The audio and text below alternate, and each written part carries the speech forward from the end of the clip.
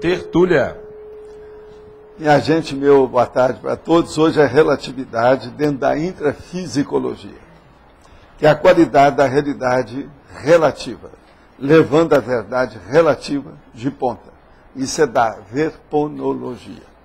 A partir do ponto de vista epistemológico relativístico, que é da epistemologia, afirmando a relatividade do conhecimento humano, que é da holocogniciologia, da incognoscibilidade do absoluto, que é dentro do universo da mateologia, e da verdade relativa, que é o chamado relativismo, em razão de fatores aleatórios, que é a sincronologia, e ou subjetivos, que é a intraconscienciologia, inerentes ao processo autocognitivo, que é a autoapreensiologia. Nós estamos vendo aqui que essa definologia tem um máximo, tá certo? A relatividade cultural, os graus de relatividade, a relatividade das opiniões alheias, o relativismo jurídico, as fraquezas da razão humana, a falibilidade dos sentidos somáticos, a condição efêmera das realidades intrafísicas, a consciência intrafísica consim se manifesta através do corpo animal, soma. A não recuperação dos cosmáticos afetando a maioria das pessoas. Os autorregressismos da consciência. O surto psicótico. A tentativa de suicídio. O idiotismo cultural. O princípio da descrença. A verdade relativa podendo ser inquestionável e prioritária. Nós temos aí a série de logias. E tem também a paradoxologia, onde tem 20 afirmações basicamente paradoxais em linhas diversas do conhecimento humano. E no fim, nós chamamos atenção para essa paradoxologia. A relatividade das realidades intrafísicas exige ser pesquisada profundamente a fim de a consciência aprender a priorizar com inteligência as autopensionizações essenciais à autoevolução. A relatividade das realidades intrafísicas afeta você e a Proex? Por qual razão? Enquanto vocês estão aí fazendo a leitura, nós vamos responder algumas perguntas que estão aqui. Na exemplologia, o senhor fala sobre a irrenunciabilidade social, etc, etc. O reconhecimento meu não é o meu de um evoluciólogo. Por exemplo, como ampliar esse reconhecimento das consequências? Primeira coisa, vamos estudar, fazer experimentos, cada qual deve alcançar e empregar o seu máximo de autodiscernimento. Não adianta pensar que é apenas uma infraestrutura ou abaixo de pó de traque. Sempre a pessoa sabe alguma coisa. O senhor conhece o trabalho do ufólogo Paulo Fernando Cronenberger. É sério que há de verdade misticismo nessa ilha. Olha, a ufologia para mim ainda está engatinhando. Vamos estudar. Viva o princípio da descrença em primeiro lugar. O aumento do dicionário analógico cerebral leva a pessoa a ter mais sincronicidade na vida dela, no sentido de que aprendendo a pensar analogicamente com as palavras, aprende a fazer o mesmo com os fatos da vida dela, está certo? Olha, sincronicidade não é bem isso. O dicionário analógico cerebral, antes de mais nada, ele aumenta as associações de pensamentos. Se aumenta a associação de pensênicos, tudo mais pode ser enriquecido dentro da vida e das manifestações pensênicas da pessoa. A renúncia dos direitos da personalidade é viável? Depende. Vamos estudar cada caso. Às vezes, tudo é possível. Na caracterologia, afirma que ninguém pode cosmoeticamente renunciar à própria vida humana ou cometer suicídio ou deserção. Daí nasce a valorização da função do soma. Pergunta. E quanto àquelas consignas que, por estrito cumprimento do dever legal, bombeiro, por exemplo, para salvar a vida de outro, sacrifica a própria vida? Pode-se afirmar que agiu cosmoeticamente? Depende. Se ele cavou o suicídio, ele errou. Tudo a gente tem que pensar. Em sua análise, Paulo Freire contribui para a reflexão educativa do futuro da escola conscienciológica? Perante os conceitos e pressupostos da sua teoria são coerentes a ela? Ora, ele era ainda muito esquerdista em certas coisas, havia muita politização dentro do processo da reeducação. Há várias práticas válidas, no entanto, geradas por esse grande professor. Vamos estudar e ver o que a gente faz. Professor Valdo, Sim. na fatologia, segunda linha, o senhor poderia ampliar um pouco o relativismo jurídico? O relativismo jurídico é o seguinte: nós temos que lembrar que a jurisprudência busca, anseia ou tem a pretensão de alcançar um processo de justiça, de uma equidade, um processo de menos erro. Mas nós temos que lembrar que quem determina isso, quem dá o veredito final, uma opção de coisa, é uma pessoa humana que tem dor de barriga, tem dor de cabeça, que às vezes o fígado não está bom, é uma pessoa que às vezes está com uma crise interna muito grande. Vocês sabem, existe uma porção de magistrados que estão na cadeia. Por quê? Por simples roubo, igual qualquer ladrão, igual qualquer larápio. Então, o processo há um relativismo jurídico muito sério a partir das personalidades jurídicas. Personalidade jurídica que eu estou falando não é a personalidade a empresa, mas a pessoa física jurídica. Então, isso tudo é muito sério. Entende? A personalidade. Tem lógica isso? Na fatologia também, na penúltima linha, tem o idiotismo cultural. Queria saber a relatividade no contexto do idiotismo cultural. O idiotismo cultural, por exemplo, você está estudando alguma coisa ou fazendo uma pesquisa muito séria em alguma linha de conhecimento. Primeira coisa, você tem que fazer um levantamento ali dentro para ver o que tem de idiotismo cultural para você se afastar disso. Porque senão você vai chover no molhado e vai perder tempo. Há idiotismos culturais que são arraigados dentro da cultura e principalmente do nacionalismo ou da cidadania das pessoas. Então, e outra coisa, toda cultura tem idiotismo. Isso é inevitável, isso faz parte da imperfectibilidade humana. Então, para isso, nós temos que pensar que aquilo que você está fazendo, às vezes, para você tem tanto valor, vai bater de frente com, vamos dizer assim, um colapso praticamente frontal com o idiotismo cultural, não vai adiantar nada. Você está chovendo molhado, falando vazia, tirando pedras aos porcos. Então, veja a relatividade do processo. Não adianta nada. Então, o que eu vejo é o seguinte: a gente tem que ter o pré-requisito do estudo adrede, anterior, antecipar os conhecimentos e ver a viabilidade. Essa viabilidade não é só econômico-financeira, mas social, emocional, intelectual, educacional, enfim, pedagógica, de modo geral. E isso, às vezes, na sociedade humana é extremamente difícil. Por isso que eu coloco aí o idiotismo cultural. Por isso tem logo em seguida o princípio da descrença. A verdade relativa podendo ser inquestionável e prioritária. Ela pode ser. Mas veja, vai ter muitas vozes contra, como sempre. Isso faz parte. Mas, no fim, a caravana passa e os cães continuam a latir. Faz parte do serviço. Na parte o megapensene, o primeiro megapensene, a relatividade explica um absoluto. Você fala na definologia que existe o absoluto é incognoscível. Né? Pois é. Mas agora, você esquece o absoluto e pensa na relatividade. A relatividade existe, o absoluto não. De qualquer forma, eu não... Por isso, a relatividade explica os absolutos. Eu não entendi por que elas explicam. Por quê? Presta atenção. Vamos agora pensar. Alino, presta atenção. Não existe absoluto, tá certo? Tudo que se fala de absoluto é dogmática e é ilusão, e etc. É aquela pessoa que não tem os dois pés em cima da rocha e o mental soma no colo. Então, veja. A relatividade, você admite que existe, não existe? Existe. Então, é totalmente antagônica, é antipodia. Então, se existe a relatividade, ela liquida com o absolutismo. O que você acha? Quis dizer isso. É uma lógica danada isso aí. Não adianta não ver que não tem. Eu não estou nem perguntando. Não estou contestando, é que eu não entendi. Não, eu estou falando, eu sei. Você sempre fala, ó, até o ano 3000 nós sabemos que você não está contestando. Não preciso falar isso mais. Todo dia ele repete quando isso. eu estiver contestando, eu vou falar que aqui eu não entendi. Certo, não entendi. Mas agora o processo todo aí é esse. Às vezes eu contesto, sim. Agora tem outro. Sim. Quando você contestar, você fala, bate na mesa. Contestando.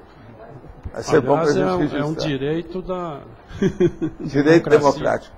A metodologia, o número 14 da página 153. Tudo tem de ter método, pois até o método sem método já é método. O que tu achas? Chato, né? Eu estou usando a sua Agora, filosofia, isso né? eu achei interessante. Estou usando os idiotismos dos sofistas. Agora é o Tá seguinte, certo? que eu sempre falo que Estou falando a linguagem dele, ele pegou logo, pegou Não, nele. isso aqui é mais porque eu gostei, que eu sempre falo que a antilógica também é lógica. E Olha, aí- tem mais lógica nisso aí. É bom você olhar. É bom olhar que tem outras coisas. Aqui, ó. Refutaciologia. Todo questionamento já é, por definição, questionável. O isso, que tu achas? Esse aí é pior. isso com certeza. Aí, ó, um está explicando o outro. E viva a filosofia. Agora eu gostei muito dessa paradoxologia, que isso aí tem muito a ver comigo. Pois é, conosco, você lembra que eu comigo falei, também. olha, eu chamo atenção para a paradoxologia, que é o ponto da argumentologia mais séria que tem. Pode falar, Roberto. Na definição, você comenta sobre fatores aleatórios, né, ao final da definição, na terceira linha. Então, como é que é essa relação, como é que você analisa essa relação Nós com a nunca vivemos sincronicidade? sozinhos. A gente vive com companhias. Isso. Quando tem companhias, tudo fica aleatório. Por mais que você pense sozinho, você está pensando no meio de um grupo. Então a evolução é isso. Por isso que eu falo, o egoísmo é uma das coisas mais burraldas, burrildas e burroides que existe. Que a pessoa não pode ter uma torre de marfim, é impossível. Ela tem testemunho o tempo todo, e ela está sempre em torno de si. Uma outra que é uma bobagem enorme, que a psicologia às vezes tira muito partido dessa besteira, mas tira a favor dela. É a solidão. Não existe solidão. Autismo, por exemplo. Autismo, a rigor, não existe. A pessoa está fechada em si, mas está cheio de gente em torno. E às vezes o próprio autista está assediado. Hétero assediado. Então veja, tudo é relativo. Olha a relatividade. Como é que você estabelece a relação com sincronicidade aí? A sincronicidade fatores, ela é a muito que vasta, grau- complexa e sofisticada. Muito difícil. Que grau de Então, aleatoriedade tem? a aleatoriedade tem, Nessa- porque você está pensando desse tamanho, no meio de milhares de pessoas que estão pensando muito mais. Aquilo enfoca, engole, sufoca você. A sincronicidade, ela pega os mil, não vai pegar você. Não aqui. É muito difícil uma sincronicidade, que é um processo coletivo, grupal, que vem pontualmente, igual railês em cima de você e abençoa você. Não existe isso. Para isso é necessário que você faça o acesso. A evocação tem que ser sua. Por exemplo, você não vai ter 3 centrais extrafísicas de interassistencialidade só a seu favor. Ela está atendendo milhares. Agora, tem que acessar aquilo. Não adianta você ter só o seu telefone vermelho. Precisa de você ter mérito. Fazer a ligação. E outra coisa, primeiro cai a ficha, que é ter mérito. Depois faz a ligação. Agora, a gente pode considerar que a aleatoriedade, do ponto de vista geral, é uma ignorância nossa, a partir do princípio. Nem tanto. Na maioria dos Não casos. tanto. Às vezes é. É, A maioria é ignorância é. mesmo. Aleatoriedade é. É igualzinho impossível. Impossível, a maioria é um processo de ignorância. Por exemplo, para a gatinha lá em casa, tem muito mais coisa impossível do que para você, do que para mim. O que você acha? Você sabe até abrir cofre. A gatinha. No máximo que ela sabe abrir uma porta. Quando ela fica em pé, ou pula.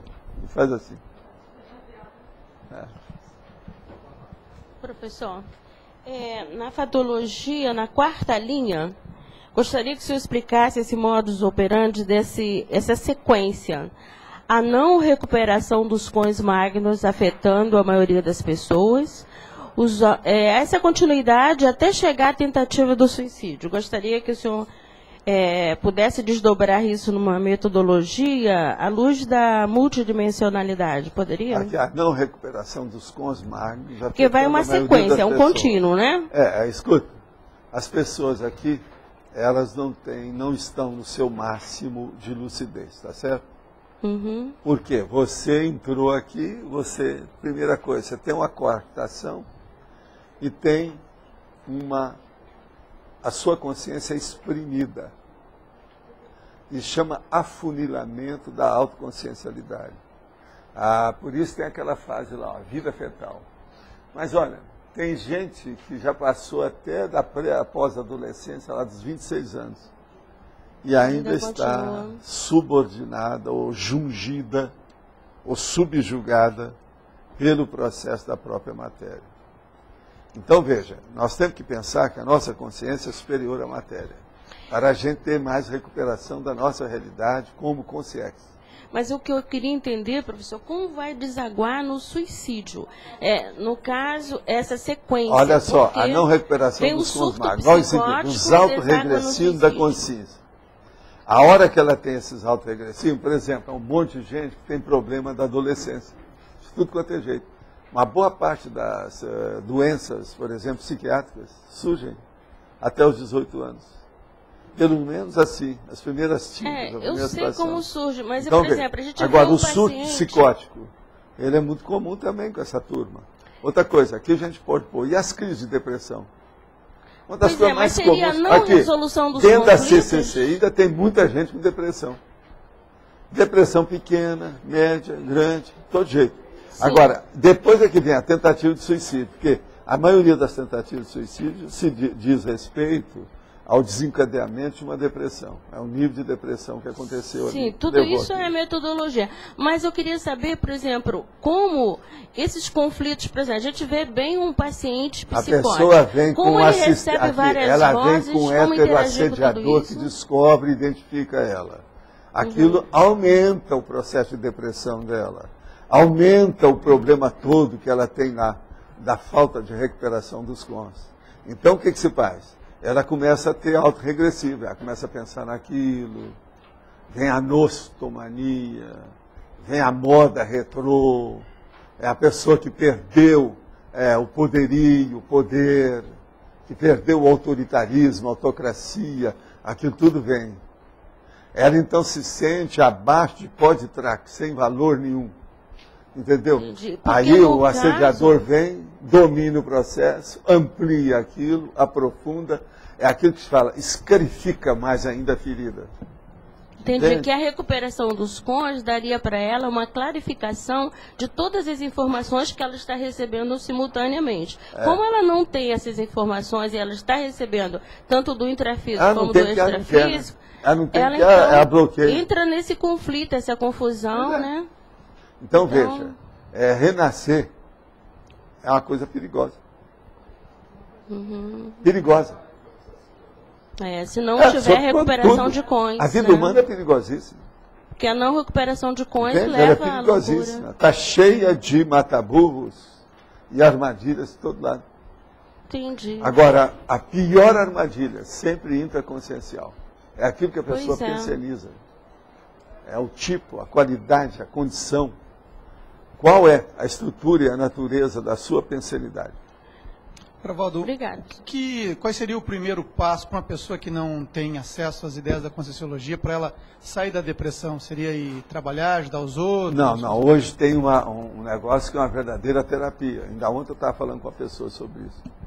Exercício físico. Fazer bastante exercício físico. Dê para essa pessoa uma esteira aeróbica. Ontem eu andei na esteira aeróbica. 76 anos eu faço amanhã, andei 35 minutos. Saí de lá sem nenhum problema. Você viu? Eu estava andando hoje, você viu, entrando e saindo, não tem nada. 35 minutos, 5.1. E outra coisa, como o meu aparelho de som lá está alterado, por causa da umidade do banheiro, porque lá eu estou usando o banheiro, tudo, a umidade já pegou tudo, até os meus tênis, foi tudo por água abaixo. Agora então a gente tem que ver isso. E eu então fiz o negócio só pensando, 35 minutos só pensando. Não tinha música, não tinha rádio, não tinha televisão, não tinha nada. Agora olhando fora. Por sinal, eu olhei até lá, está aparecendo umas frutinhas ou umas flores que eu ainda quero ver no jardim, que eu não sei o que é aquilo.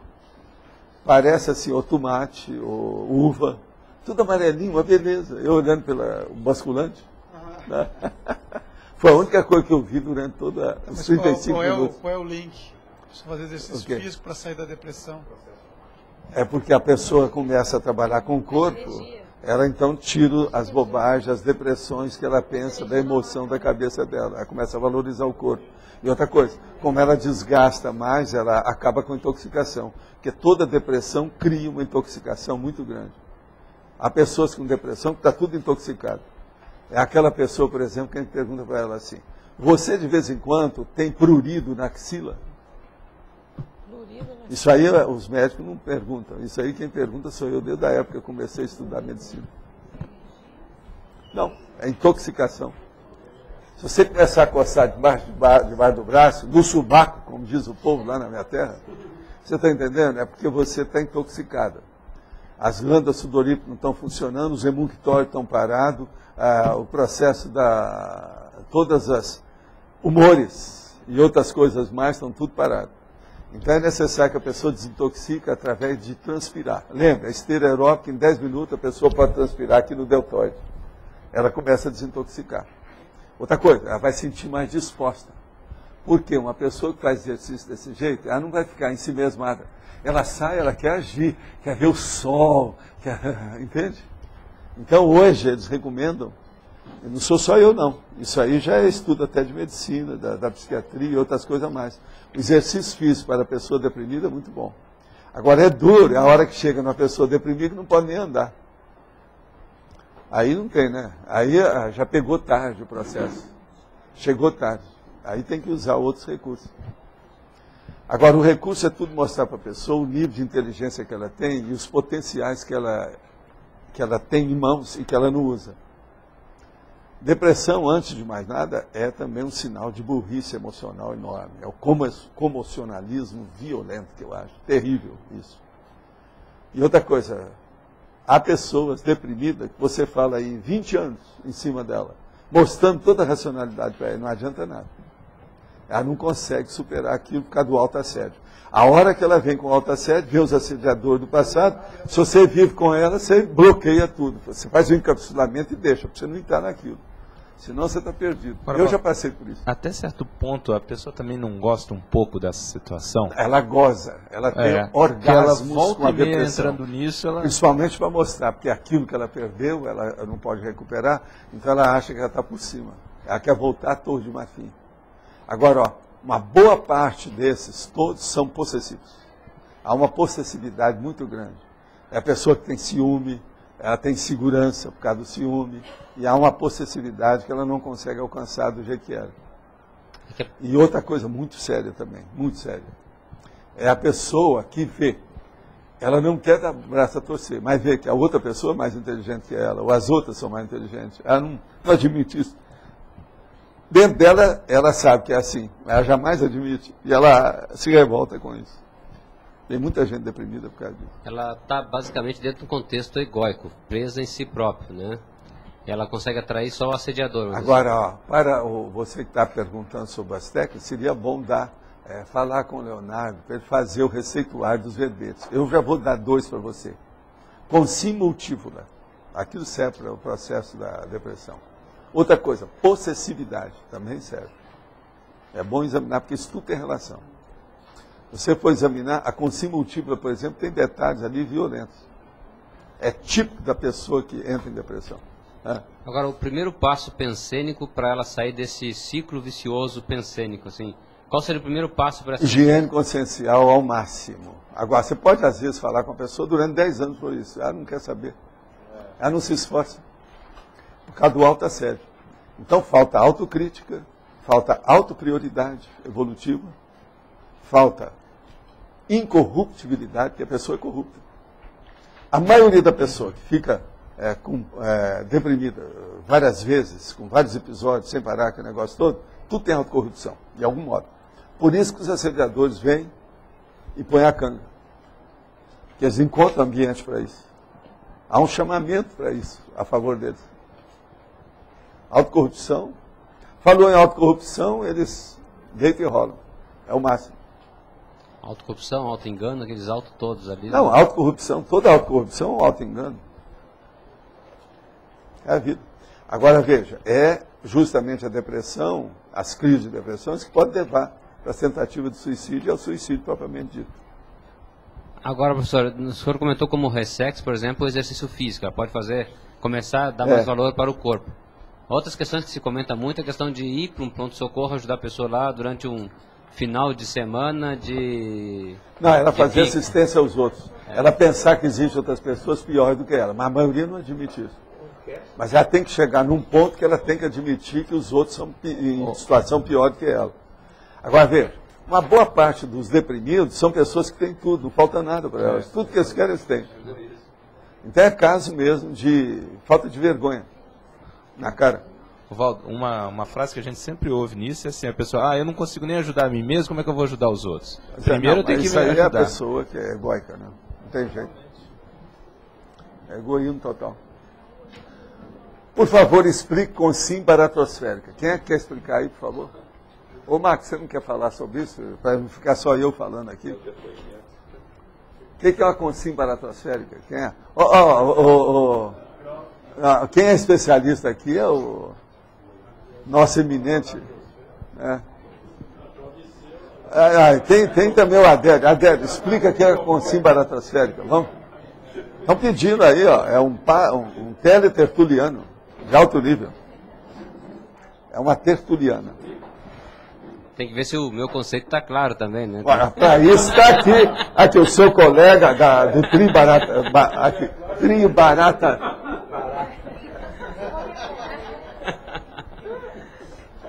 O conceito que está reciclando o processo recente de baratosfera, mas ainda está muito conectada com esses resquícios. Quer dizer que ele é o embaixador da baratosfera. De certa forma, é um embaixador. Agora, a baratosfera é bom. O que é a baratosfera para você?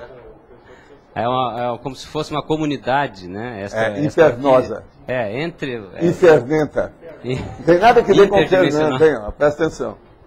Uma dimensão mais doentia, onde a consciência ainda está muito presa a seus contextos mais animalescos, mais primitivos, né? Mais egóicos. Ele está falando bonito e certo. Você está de acordo. Pois é. Então respondeu bem. A teoria da ressonância mórfica teria relação com a sincronicidade ou com o salto evolutivo? Olha, isso aí tudo tem que ser estudado. A única coisa que eu acho é o seguinte, nessa teoria e outras mais que andaram estudando, eles acham que o corpo humano se renova a 128 dias, a cada 128 dias. Agora, isso tudo tem que olhar. Agora, a sincronicidade, se você for olhar a ressonância, junto com o processo da genética e da paragenética, tudo tem sua razão de ser. Uma coisa puxa a outra. Outra coisa também, olha o problema da cronímica. O processo da cronologia e da paracronologia, da cronobiologia, influi demais nesse processo. De modo que isso tudo pode ter. Agora, salto evolutivo. Esse negócio de falar em salto evolutivo, isso é relativo. Porque as coisas, nada dá salto. Natura não facit saltos. Isso tudo é conversa fiada e é semântica. As coisas todas, as mutações que existem, são todas muito preparadas com o tempo. Então, isso, eu não admito que nada se faça por milagre assim, bonitinho de uma hora para outra. Se fez é porque tem algum mérito, é porque teve raiz, é porque a coisa começou há muito tempo. Agora, o que se passa? Muitas vezes as pessoas acham que houve um salto. Por quê? E houve uma mutação. Por quê? Ela desconhece a infraestrutura que levou aquilo. Mas agora, se nós formos estudar a convergência dos processos todos, tudo foi preparado. Gente, a maior prova que nós temos disso, aí com o passar do tempo, vocês vão chegar a essa conclusão. É o processo do desperto. É aquele cara que chega para mim e fala assim, Valdo, eu agora descobri que sou desperto, mas já faz uns 2 anos. E só agora que eu vi que eu sou. Quer dizer, oncotor, broncovinho, esse cara não está sabendo nada. Se isso acontece com a dispersidade, e outra coisa, era real. Eu mesmo examinei lá, não tinha bloqueio, não tinha nada, eu sentia as energias da pessoa, desperto. Tem muitos aí que são assim. Agora, é lógico que esse ainda não chegou no total, porque ele não está compreendendo o processo, nem teoricamente, certas coisas. Mas é desassediado permanente, dentro da situação, segundo ele. E outra coisa, não adianta nada o que você pensa, ou o que eu penso, o que você acha. Se ele acha que é assim, ele está certo. O problema é dele. Bora, se a pessoa sabe que ela está com defesa e ela tem confiança, autoconfiança, acabou. Não há dicionário nem enciclopédia para superar isso aí. Acabou. Então, isso é muito sério. O processo da dispersidade, então, é uma coisa séria para a gente estudar, então, o problema do salto evolutivo, que isso aí é mais um processo literário. Valdo, a penúltima linha da fatologia A verdade relativa podendo ser inquestionável e prioritária. Sim. Como que algo relativo pode ser inquestionável? Por exemplo, olha, esse meu dedo aqui é relativo. Que aonde tem esse dedo, tem 6 bilhões de dedos, dependendo da dimensão. Mas eu digo para você, olha, esse meu dedo é muito bom. Ele tem me ajudado muito. A verdade é relativa. Inquestionável. E é minha. Não adianta vir o que você fala. Eu tenho usado esse dedo e tem dado resultado até o momento. Já faz mais de 70 anos. O que você acha? É a verdade. Agora, ó. Dá um exemplo. Venha para cá, você também. Por favor, um exemplo mais contundente. Mais do que esse? Mais do que esse? Não, assim, por exemplo, então você quer um mais contundente? Assim, ok, eu vou te dar. Mais eu amplo vou te dar. ideias. A sexualidade é uma das coisas que mais provocam doença. O que você acha? Que mais provoca doença. É um monte de doença que parte da sexualidade que ninguém vê que é. O sexo oral tem criado um monte de doença que ninguém... Eles vão olhar só lá no fim, mas não olham o início, o que aconteceu. Hoje estão começando já a falar isso, até certas revistas aí populares já estão começando a falar que isso. Freud Eu estudo isso há décadas e o negócio é muito sério. Freud não estava tão errado. Não, mas o Freud também não chegou nessa, ele não chegou a entrar nesse detalhe, ele era muito teoricão, né, em certas coisas. Agora que a turma está entrando mais na parte prática. Ele era prático na questão do tabagismo, mas em outras coisas, não acho. Ele era muito teoricão, Freud. Agora, como teórico, ele era um grande cara, né? Ajudou muita gente, está ajudando ainda. Mas agora já está na decadência, né? Segundo as últimas pesquisas. Ele, o Marx, esses alemães todos estão se juntando. É tudo junto com Hitler, a turma da Gestapo, a turma do SS, estão tudo colocando a viola no saco. Né? Se é inquestionável alguma coisa, nesse caso... Para mim é inquestionável. Uma verdade relativa. Para você não me interessa. Aqui, não me interessa o que você acha. Mas ela pode... Isso é durante um período, mas não pode ser ad eterno. Paz. Ad eterno é não, difícil. Num momento evolutivo. Tudo meu me interessa no momento durante evolutivo. Um momento, nesse momento evolutivo, aqui nesse contexto. Num período... Eu não respondo por nada que já passou e não respondo nada para daqui a um minuto. Num período eu concordo. Aqui, nesse momento evolutivo. Ad eterno paz, não. Paz. O Arlindo, quando falar agora, eu vou trazer uma bandeira branca e colocar a primeira bandeira branca. Depois, então, nós entramos. Tá certo? Triparada dura. Eu não sei se preciso fazer isso com a Adélia. A gente tem que perguntar depois. Eu não sei.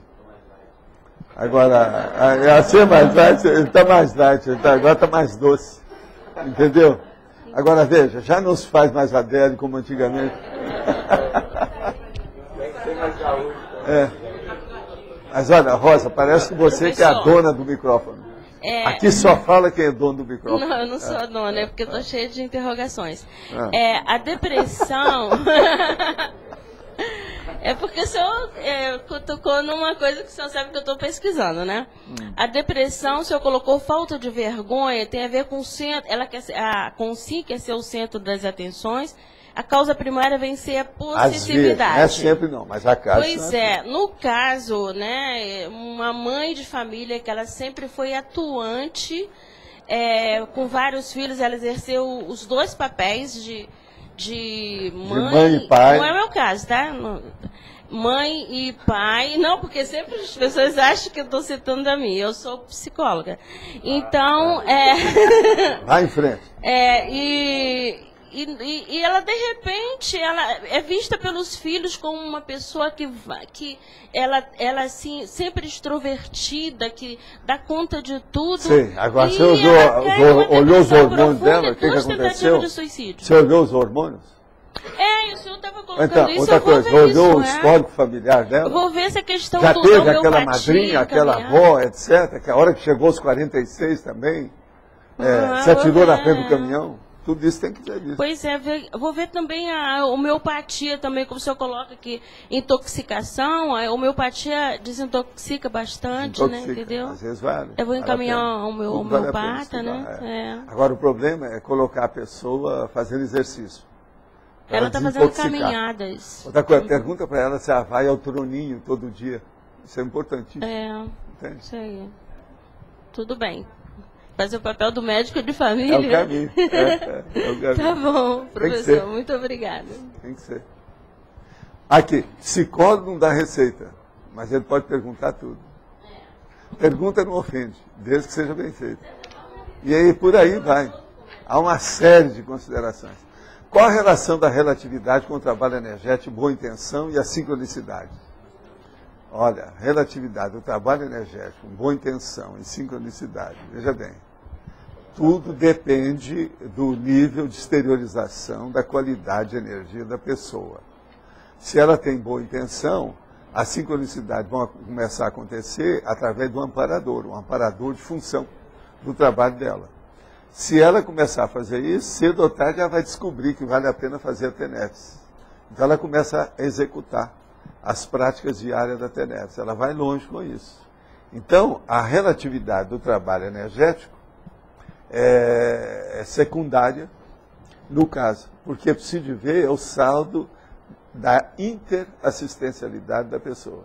O que ela faz com as energias? A energia tem que sair da gente para que o egão e o umbigão sejam aplacados. Então, vai sair em favor dos outros. A hora que sai, ajuda quem? Qual o resultado? O interesse é qual? Ninguém está esperando o retorno. Entende? A gente está querendo que a pessoa melhore, ou pelo menos colaborar para isso. Então a coisa muda. Então a relatividade aí no caso seria esse. Vamos trabalhar bastante para ampliar a qualificação das energias que nós exteriorizamos. Para isso é EV, arco voltaico, TENEPS, sinalética energética e dízima periódica, não é? Trabalho. A questão da baixa autoestima, teria correlação também com essa questão do poder no passado, perder a posição? Autoestima é um dos primeiros fatores para desencadear o início do princípio do começo da depressão. Seria a primeira etapa? É a pessoa que não dá valor para si mesma. É a pessoa que não tem autossuperação. É a pessoa que não tem amor próprio no nível que precisava. Agora, tudo por quê? Às vezes ela está encasquetada com um nível, com um aspecto que ela não perdoa, que ela não sabe superar. Às vezes é um perdão, é uma condição da pessoa entender um ciúme, ela tem dificuldade com isso. Agora, as depressões têm muita causa, por todo lado. A gente tem que abrir o jogo, saber como é que é. Agora, uma das coisas piores que tem no tratamento da depressão não é nada disso que nós falamos até agora. É o orgulho da pessoa deprimida. Você tocar no assunto, às vezes, é pior de tudo. Às vezes você não pode falar nem com os amigos mais íntimos. Então muita gente passa mal com isso. Com o passar do tempo, tem que dar um jeito no ciclo social para você, se você convive com uma pessoa assim. O povo tem que saber com o tempo que a crise de depressão está sendo mascarada. A gente é coberta de vida o quê? Para respeitar a pessoa. Porque senão às vezes fica pior. Uma outra coisa, a caso de depressão que você fala assim, seria bom internar você. Aí a pessoa vira para você, se você quiser me internar, eu suicido. Aí você fica julgando aí. Tudo isso eu já vi na minha vida. Todo tipo. Entendeu? É muito caso. Por isso que eu falo, esse processo da relatividade aqui, surto psicótico, depressão, tentativa de suicídio, isso é uma coisa óbvia. Já aconteceu milhões, vão acontecer milhões, porque a Terra não vai melhorar muito de uma hora para outra nessas coisas. Então nós temos que trabalhar muito, é muito serviço que está aí fora. Vamos trabalhar. É que eu tenho dificuldade de entender a raiz da baixa autoestima, porque ela é totalmente irracional e lógica, né? Mas o problema é o seguinte, aquela pessoa que tinha uma posição na vida anterior, então, e ela tem retrocognição daquilo apenas instintiva, aquilo não é claro. Então ela quer voltar àquilo que era e não consegue. E aqui dentro mesmo das nossas coisas tem muita gente assim. Aí tem aquela questão que às vezes o corpo não é mais o mesmo. Essa depressão que eu estou fazendo mesmo, isso aqui, não é essa depressão que a pessoa chega para você e fala, sim. Eu não fui ao cinema, estou muito deprimida com isso. Isso é bobagem. É depressão mesmo. Estou falando depressão mesmo que a pessoa passa aí. Uma semana, 2 semanas, aquela que encosta a cabeça assim, no vaso sanitário e fica lá. Você fala, ela nem te escuta. Pensa bem, isso é que é depressão. É depressão cavalar, grande, adulta. Essas coisas existem mesmo. Eu estudo essas coisas Porque na minha vida eu comecei vivendo com gente que tinha depressão. Agora, a depressão, as crises, hoje que chama psicótica, tudo isso, em Minas Gerais, por exemplo, eles chamavam de camueca. A pessoa entrou na camueca. Então ela sofria a doença da cisma e entrava na camueca. Camueca é aquela pessoa que fica na cama e não sai. Passa 3 meses deprimida. Então aquele ambiente não pode abrir a janela, nada. Fica aquele cheiro nauseabundo da pessoa, que às vezes tem até dificuldade para tomar banho. Tudo isso eu vi. O que é que você quer falar? Valdo, então ela tinha posição na vida anterior e quer voltar àquilo que era. Então o processo do poder, prestígio, é isso? Poder, prestígio, e vamos dizer, é o problema disso. Tá. Eu estava pensando até que não, às vezes a pessoa tem um corpo até melhor que aquilo que ela teve, alguns daqueles, até melhor, mas não corresponde àquilo que ela quer. Sempre a pessoa quer mais, né? Às vezes é mais do que aquilo que a gente pensa. Uma das piores coisas que tem na vida é o seguinte: aquilo que você se interessa não me interessa, aquilo que lhe interessa não interessa para o outro, e por aí vai. E às vezes são a cada bobagem desse tamanho, tolice infantil. É muita tolice infantil. Agora, a primeira coisa da pessoa deprimida, ela não sabe fazer prioridade de nada. E não tem higiene consciencial.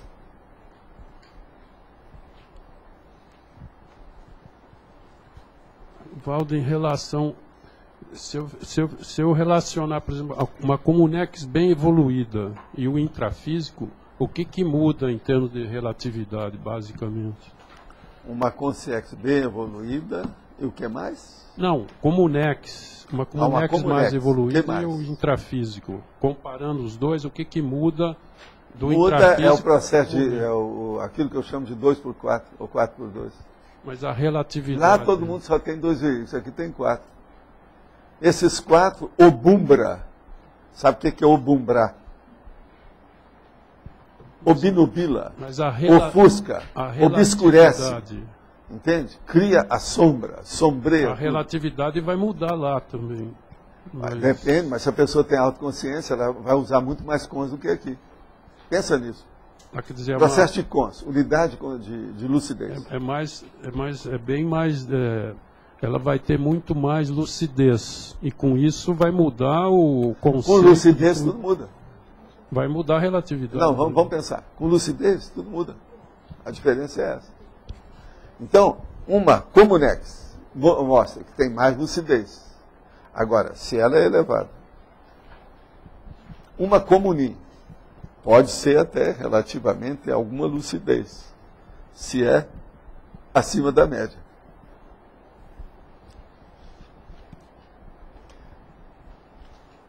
Sei lá, vi. Agora, as comunis, comunidades intrafísicas são de diversos tipos, né? Por exemplo, uma comunidade do quartel é uma coisa. Uma comunidade no think tank, é o que nós estávamos falando, por exemplo. Uma pessoa que tem lá todas as grandes personalidades intelectuais do momento. O governo, por exemplo, requisitou todas as inteligências e as cabeças mais brilhantes da nação. Think tank. Você sabe que o próprio Bush tem, em Washington. Mas é que ele só segue aquilo que ele determina e de acordo com o Pentágono. Inclusive, um desses é um gênio do Pentágono, sempre teve. Um deles até dessomou agora recentemente. Mas é que eles põem outro no lugar. Então são militaristas mesmo. Eles é que fazem a política básica, entende? Que é aquilo que eles chamam hoje do ativismo do bushismo, do Bush, que é super conservador. Por isso que é o Partido Conservador. O Partido Conservador é baseado naquilo que chama do circuito ou ciclo da Bíblia. Entende? Eu não sei se estou certo. Vamos falar em termos de lucidez. Sim. Quanto mais lucidez a pessoa tem, vamos dizer, vai ampliar mais até essa relatividade. Ela vai ter mais, encontrar mais questões relativas. Parece que amplia. Sim, mas esse negócio de relatividade é como estou falando, é relativo. Né? É relativo. Como dizia o Chico Anísio, tudo é relativo. É. Agora, como dizia aí o Loche, como é que é? Tudo é passageiro. A vida é passageiro, menos o trocador e o motorista. Tudo é relativo. Também é relativo. É. Sim. Sovaldo, nessa... Tá ouvindo? Tá. Nessa condição da pessoa que perdeu o poder, né? Ela pode entrar na depressão. O senhor também falou que a pessoa pode entrar na amargura. Chupando o dedo. Chupando o dedo, né? Na amargura, mas a depressão é chupança de dedo. O senhor já observou assim algumas outras reações que a pessoa pode ter quando ela entra nessa condição? Por exemplo, além da depressão... A tendência para suicídio e o processo de fazer pressão e chantagem é básico. A maioria faz. Entra para fazer chantagem. Se você fizer isso, eu suicido. Isso é comum. Agora, nessa hora, sai tudo. E outra coisa, as crises de depressão, elas chegam num certo ponto que não tem mais jeito, porque fica irremediável. A pessoa que não é deprimida, que examina aquilo, sempre vai saber o que é que se passou. Já aguarda o processo e vai saber que naquele corpo, com aquela cabeça, vai ser difícil de recuperar. Por isso que tem que melhorar. Agora, eu confio muito na pessoa mais inteligente. Uma pessoa mais lógica tem mais facilidade de deixar a depressão do que uma que é ilógica. Um artista, por exemplo, é muito mais difícil deixar a depressão do que o outro que é intelectual, ou que faça pesquisa, ou que tenha uma certa racionalidade. Depressão é uma coisa muito mais comum do que a gente pensa. E é uma vergonha, né, para nós todos, para a própria humanidade. Como é que a gente não consegue superar isso? Uma coisa de criança. Mas que leva à tragédia. Pessoal, essa condição também que o senhor já comentou algumas oportunidades, assim, da questão da pessoa ter a retrocognição instintiva da situação que ela tinha, né? É. Como é que funciona essa retrocognição instintiva? É só da pessoa, tem assediador junto? Não, ela sabe aquilo que ela gosta. É o bem bom, o happy hour dentro do processo evolutivo dela. E ela quer viver só aquilo, ela não quer sair daquilo. E ela vai ver as condições externas da própria vida, às vezes até as condições íntimas do próprio corpo, não permitem isso. Aí ela se rebela, ela não quer saber daquilo, ela quer voltar ao que era. É mais pelas tendências. Aí ela começa a pensar, eu era feliz e não sabia, quero ver a história. Agora dentro dela ela sente isso. Tem muita gente assim. Outra coisa, às vezes ela sente isso sem definir, ela não consegue identificar. Há aquela coisa parada dentro dela, nebulosa. Agora, você explica, e exemplifica, e mostra, não adianta. Aí começa a faltar parafuso na cabeça. Se começou a faltar parafuso no processo da estrutura cortical, acabou. Ali a pessoa já chegou no limite dela, não adianta forçar mais a barra. Aí é esperar, dos males o menor, vamos torcer para não acontecer nada. A vida é dura. Professor, o senhor falou agora há pouco da depressão, coisa de criança, né? Mas e os casos de depressão infantil que a gente vê que tem? Como é que faz para ajudar? Aí. Olha, o caso todo é fazer a criança gastar bastante as energias e arranjar um jeito de ver o que ela se interessa. Um chamariz. Criança tem que arranjar um chamariz. Ver o que ela gosta. Entendi. É que tem muito caso que já é medicado, né? Já vai para o psiquiatra. A medicação em criança, se mexer no cérebro, piora tudo. Piora tudo, né? É igual esse negócio da Ritalina com os hiperativos dos Estados Unidos. Isso é totalmente negativo. Deve-se evitar ao máximo qualquer remédio estupefaciente que mexe no cérebro que esteja em desenvolvimento. Eu não estou falando de criança, não. Estou falando até os 26 anos, lá na pós-adolescência. Da via fetal ou vida fetal até a pós-adolescência, até os 26 anos, no mínimo. Não existe exceções nesse caso, então, da criança tomar... Que exceção? Da criança tomar remédio ou não? Não, às vezes é melhor aquilo, porque às vezes ela está com a faca para matar todo mundo. Ou sabe onde é que tem gilete, ou sabe onde é que tem veneno, ela quer matar todo mundo, ela quer pôr fogo em tudo. Entendi. Tudo isso eu já vi com criança. Às vezes, dos males o menor. Então, às vezes a camisa de força da criança é uma das coisas mais horrorosas que tem. E a camisa de força hoje é outro nome que eles dão, é estupefaciente. Remédio. Eles dão um tabef na cabeça da pessoa, químico. Tabef químico, é o pior que tem. Entendi. Tudo isso a gente tem que pensar, né? É uma pena, é uma lástima. Nesse caso também pode ocorrer que a criança esteja manifestando uma patologia dos próprios pais também, né? É um reflexo. Mas agora, veja, os afins se atraem. Claro. Se tem uma pessoa na família, é porque a mãe quase sempre era deprimida, ou tem alguma coisa, quase sempre é a mãe. A boa parte é a mãe.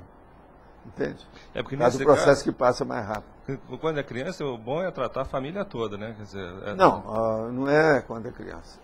Bom, a rigor, tudo. Mário, o ideal é tudo. todo tipo de terapia tem que pegar todo o ciclo social da pessoa, a partir da família nuclear. Porque tem certas coisas que elas irradiam, tem os pseudópodes, tem os dividendos que dão fora negativo. É porque no adulto é mais fácil você trabalhar isso, né? Não, e a mesologia, né? A influência mesológica, a educação, a criação, isso tudo tem que levar em consideração. Agora, uma das coisas piores que tem na depressão é o processo da labilidade da condição. Por isso que hoje eles usam, como é que é o termo que eles usam para isso? Transtorno bipolar. Por quê? Divide o otimismo e o pessimismo. É um transtorno emocional. Então, transtorno afetivo, emocional, tal, bipolar. Por causa disso. Agora, veja, é a mesma condição antiga da psicose maníaco-depressiva. Está entendendo? Mesma coisa, questão de nome, para ficar um pouquinho melhor. Que a outra já está muito estigmatizada, a expressão. Mas bipolar é a mesma coisa. Agora, existem esses casos mais avançados e mais lights. Cada caso se examinar. Essa questão da mãe, porque não é só pela genética, é pela questão da própria criação, da mesologia. É. Porque a pessoa pode ter puxado até geneticamente mais é só pai, isso, a mãe às vezes bateu na criança sem parar, bateu inclusive na cabeça. Outra Entendi. coisa, durante o parto caiu da escada. Entendi.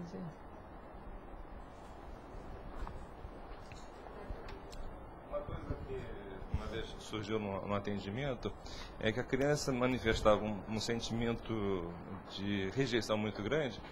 E ele foi descobrir ao longo do tempo que a mãe tinha tentado abortá-lo 3 vezes, não conseguiu. Sim, mas isso aí é fichinha. Fichinha. O problema é esse. Depois que a pessoa nasce também, a mãe persegue. Principalmente se é mulher. Se é filha. Então briga com ela o tempo todo. Quantos casos de mãe que eu já vi que tem as psicoses de um lado e do outro. A filha é a primogênita.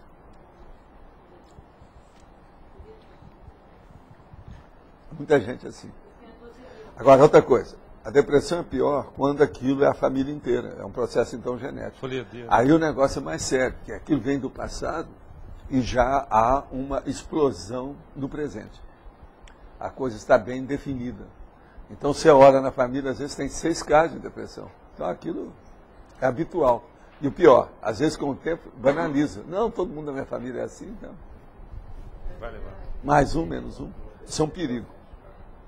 Isso é a pior coisa que tem. É o nivelamento pela sarjeta. Tudo, e com assédio. Outra coisa, o ambiente disso aí é horrível. A psicosfera e o holopensene da pessoa, ou das pessoas, daquele ambiente, não vai. Eu, às vezes, no meu processo clínico, às vezes quando eu saía lá em Uberaba, eu ia para atender, por exemplo, aí um jovem que teve um acidente. Eu ia para ver aquilo, às vezes o interesse era até pegar, às vezes levar para o hospital, aquela coisa. Então, eu chegava no lugar, a hora que entra na porta, assim, eu falei, ixi, por causa do peso do holopensene. Eu falei assim, não adianta nada desse, o menino foi acidentado. Isso aqui deve ser uma linha. Aonde nós estamos? Não, e a rede? Isso aí é uma corrente. Tem uma rede entendeu? E é batata. Isso, ó, só de entrar e sentir. Aí eu falava assim, não, ó, eu vou levar aí o menino, a gente leva, nós vamos dar um jeito, isso aí a gente vê. Mas agora eu queria conversar uma coisa com todo mundo aí. Quem é que está em casa? Chama todo mundo aqui para mim, por favor. Aí eu começava a falar assim, como se não quisesse nada. Era aí que eu pegava os negócios de intestino, que às vezes você tinha que tomar pelo menos água para ficar mais em casa, um pouco. E pegava aquela água suja, vinha a ameba histolítica na barriga da gente. Foi assim que eu peguei a ameba histolítica. Então, a gente chegava e falava assim, vem cá, Como é que é esse negócio? Quem é que já teve mais acidente aí? Você tem a bicicleta, não tem? Tem. Você já caiu na bicicleta? E a gente começa a perguntar. Daí você vê, daqui a pouco tem uma rede. A reação em cadeia do processo de assédio, com a coisa toda grande. Você vai examinar, então, por aquele acidente, você vai ver que o negócio é muito mais fundo, a raiz é muito mais podre, e o negócio vai, ó, longe, entende? A árvore, com a raiz, vai longe, tudo podre. Isso agora a gente via, agora você chegava lá e via. Esse povo não tem condição, não tem instrução, não tem nada. É daquela turma que eu ensinava a plantar, sabe, várias coisas, e principalmente cenoura. E o dia que eu chego lá, o cara está lá com a cadeira assim, ó, em cima do negócio, em cima das plantações de cenoura, tudo com cavaquinho, e batendo o pé em cima da cenoura. Falei assim, não dá, né? Aí eu desisti, falei assim, não, a reeducação tem que ser mais profunda, eu estou muito superficial, não consigo superar isso. Isso tudo eu vi. Agora, era esse mesmo povo que vinha, que eu dava um remédio para dar para a criança que estava precisando, que o negócio era muito sério, o processo das vias aéreas superiores, dava aquilo tudo. Daí a pouco eles poupavam o remédio, não dava para a criança e vinha vender para o meu enfermeiro. Aí a gente via, aí eu comecei a marcar os remédios que eu dava, para ver se era o mesmo. Para ver se não tinha gente que estava roubando em algum hospital, sei lá o quê, né? Aí eu via, estava tudo marcado. Tinha um risco num determinado lugar que só eu sabia, eu e o enfermeiro. Tudo isso é estudo sutil da natureza humana. Tudo é conscienciologia. Sr. Valdo? Não, eu pegava e começava a assistir a família inteira, via todo mundo, quem quer que não tinha, etc. Sempre é o processo que eu estou falando, é o problema familiar. Para ver como é que era. Agora, aqueles que eram mais inteligentes e que queriam mais renovação, eu então carregava em cima deles a instrução, o encaminhamento, dava um jeito, né? Professor, essa reação em cadeia, né? A reação em cadeia é realmente observado na psicoterapia, né? Porque tem o paciente sintomático, aquele que deságua, digamos assim. Mas a gente vai ver que tem, por exemplo, um ditador, que é aquele que detona toda a família entra em depressão, mas tem um único paciente que desestabiliza totalmente, né? Então, esse ditador pode ser o assediador que vem... Pode, mas às vezes ele é mais forte que o assediador extrafísico. Ele é um assediador intrafísico mais strong. Ele é mais forte. Então, no caso, por isso que eu concordo com o senhor. A família toda tem que ser tratada, porque vendo todo esse quadro da família que vai se Agora perceber. veja, o que eu estou mostrando, presta atenção, Rosa, eu falei de um acidente que o rapaz machucou a perna. Tem nada que ver com o processo da cabeça. No entanto, eu cheguei lá, senti, mas isso aqui não adianta. Não adianta estudar a perna aqui. O processo são outras pernas. Isso aí é que é o pior. Isso aí a gente tem que ver com calma.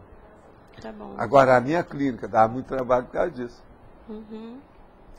Você sabe, eu não sou assim de largar qualquer coisa, né? Eu gosto de ir nos detalhes, eu sempre fui assim. Então você veja, agora eu assistia 95 pessoas por dia, atendia, para fazer a triagem. Agora assistia aqueles que eu podia. E às vezes a assistência tinha que ser prolongada, às vezes estava até fora, era coisa de ambulatório mesmo, mas era o jeito, não era fácil. Agora o povo chegava lá e tinha muita pena de mim, devido àquele consultório que vocês viram onde eu atendia. Não, Valdo, nós vamos fazer um hospital com um monte de coisa. Eu falei assim, não, o hospital já tem lá embaixo, o processo é esse. Arranja gente que venha ajudar a gente. Vem aqui.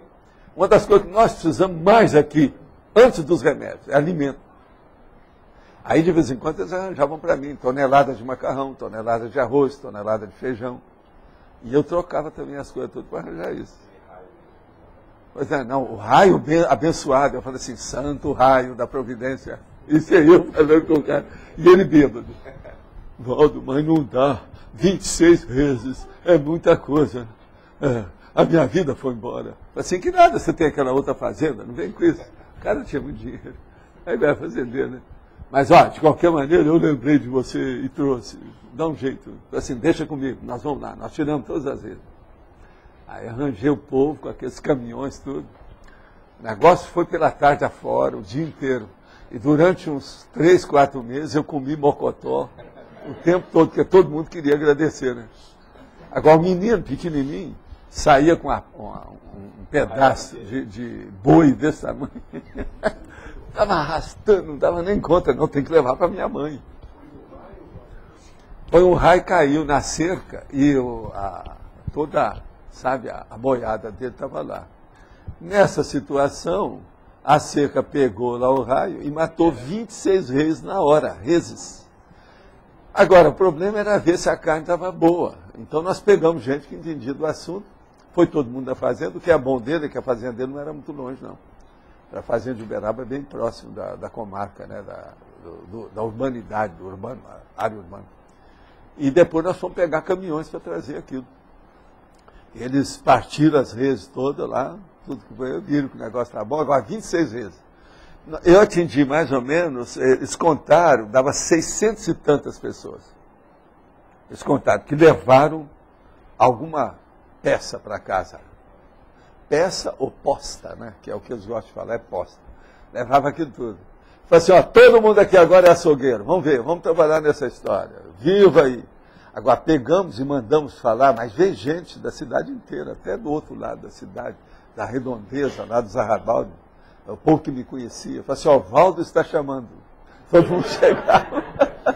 Chegar lá já sabia que tinha alguma coisa, porque de vez em quando a gente distribuía, já sabia.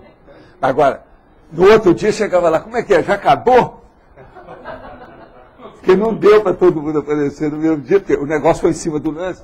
Veja bem, eu abria lá geralmente 7 horas da manhã. Antes das 7 o cara está lá bêbado.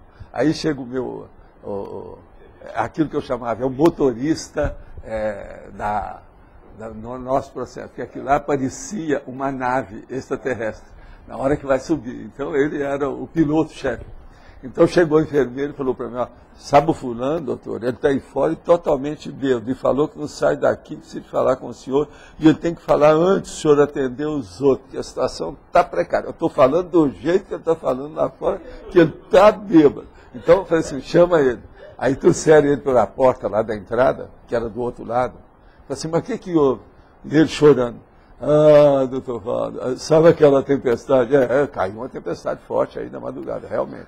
Pois é, mas aqueles raios foi tudo lá para minha fazenda, o negócio deu tudo. Agora, bateu na cerca, bateu aquele monte de gente, está todo mundo perto da cerca, né? Agora o raio deve ter sido mesmo. Eu mesmo falei com ele, talvez foi mais de um. Que é muita res, 26. Agora, eu trouxe aqui, ó, eu quero dar ao senhor as 26 vezes, porque o que eu vou fazer?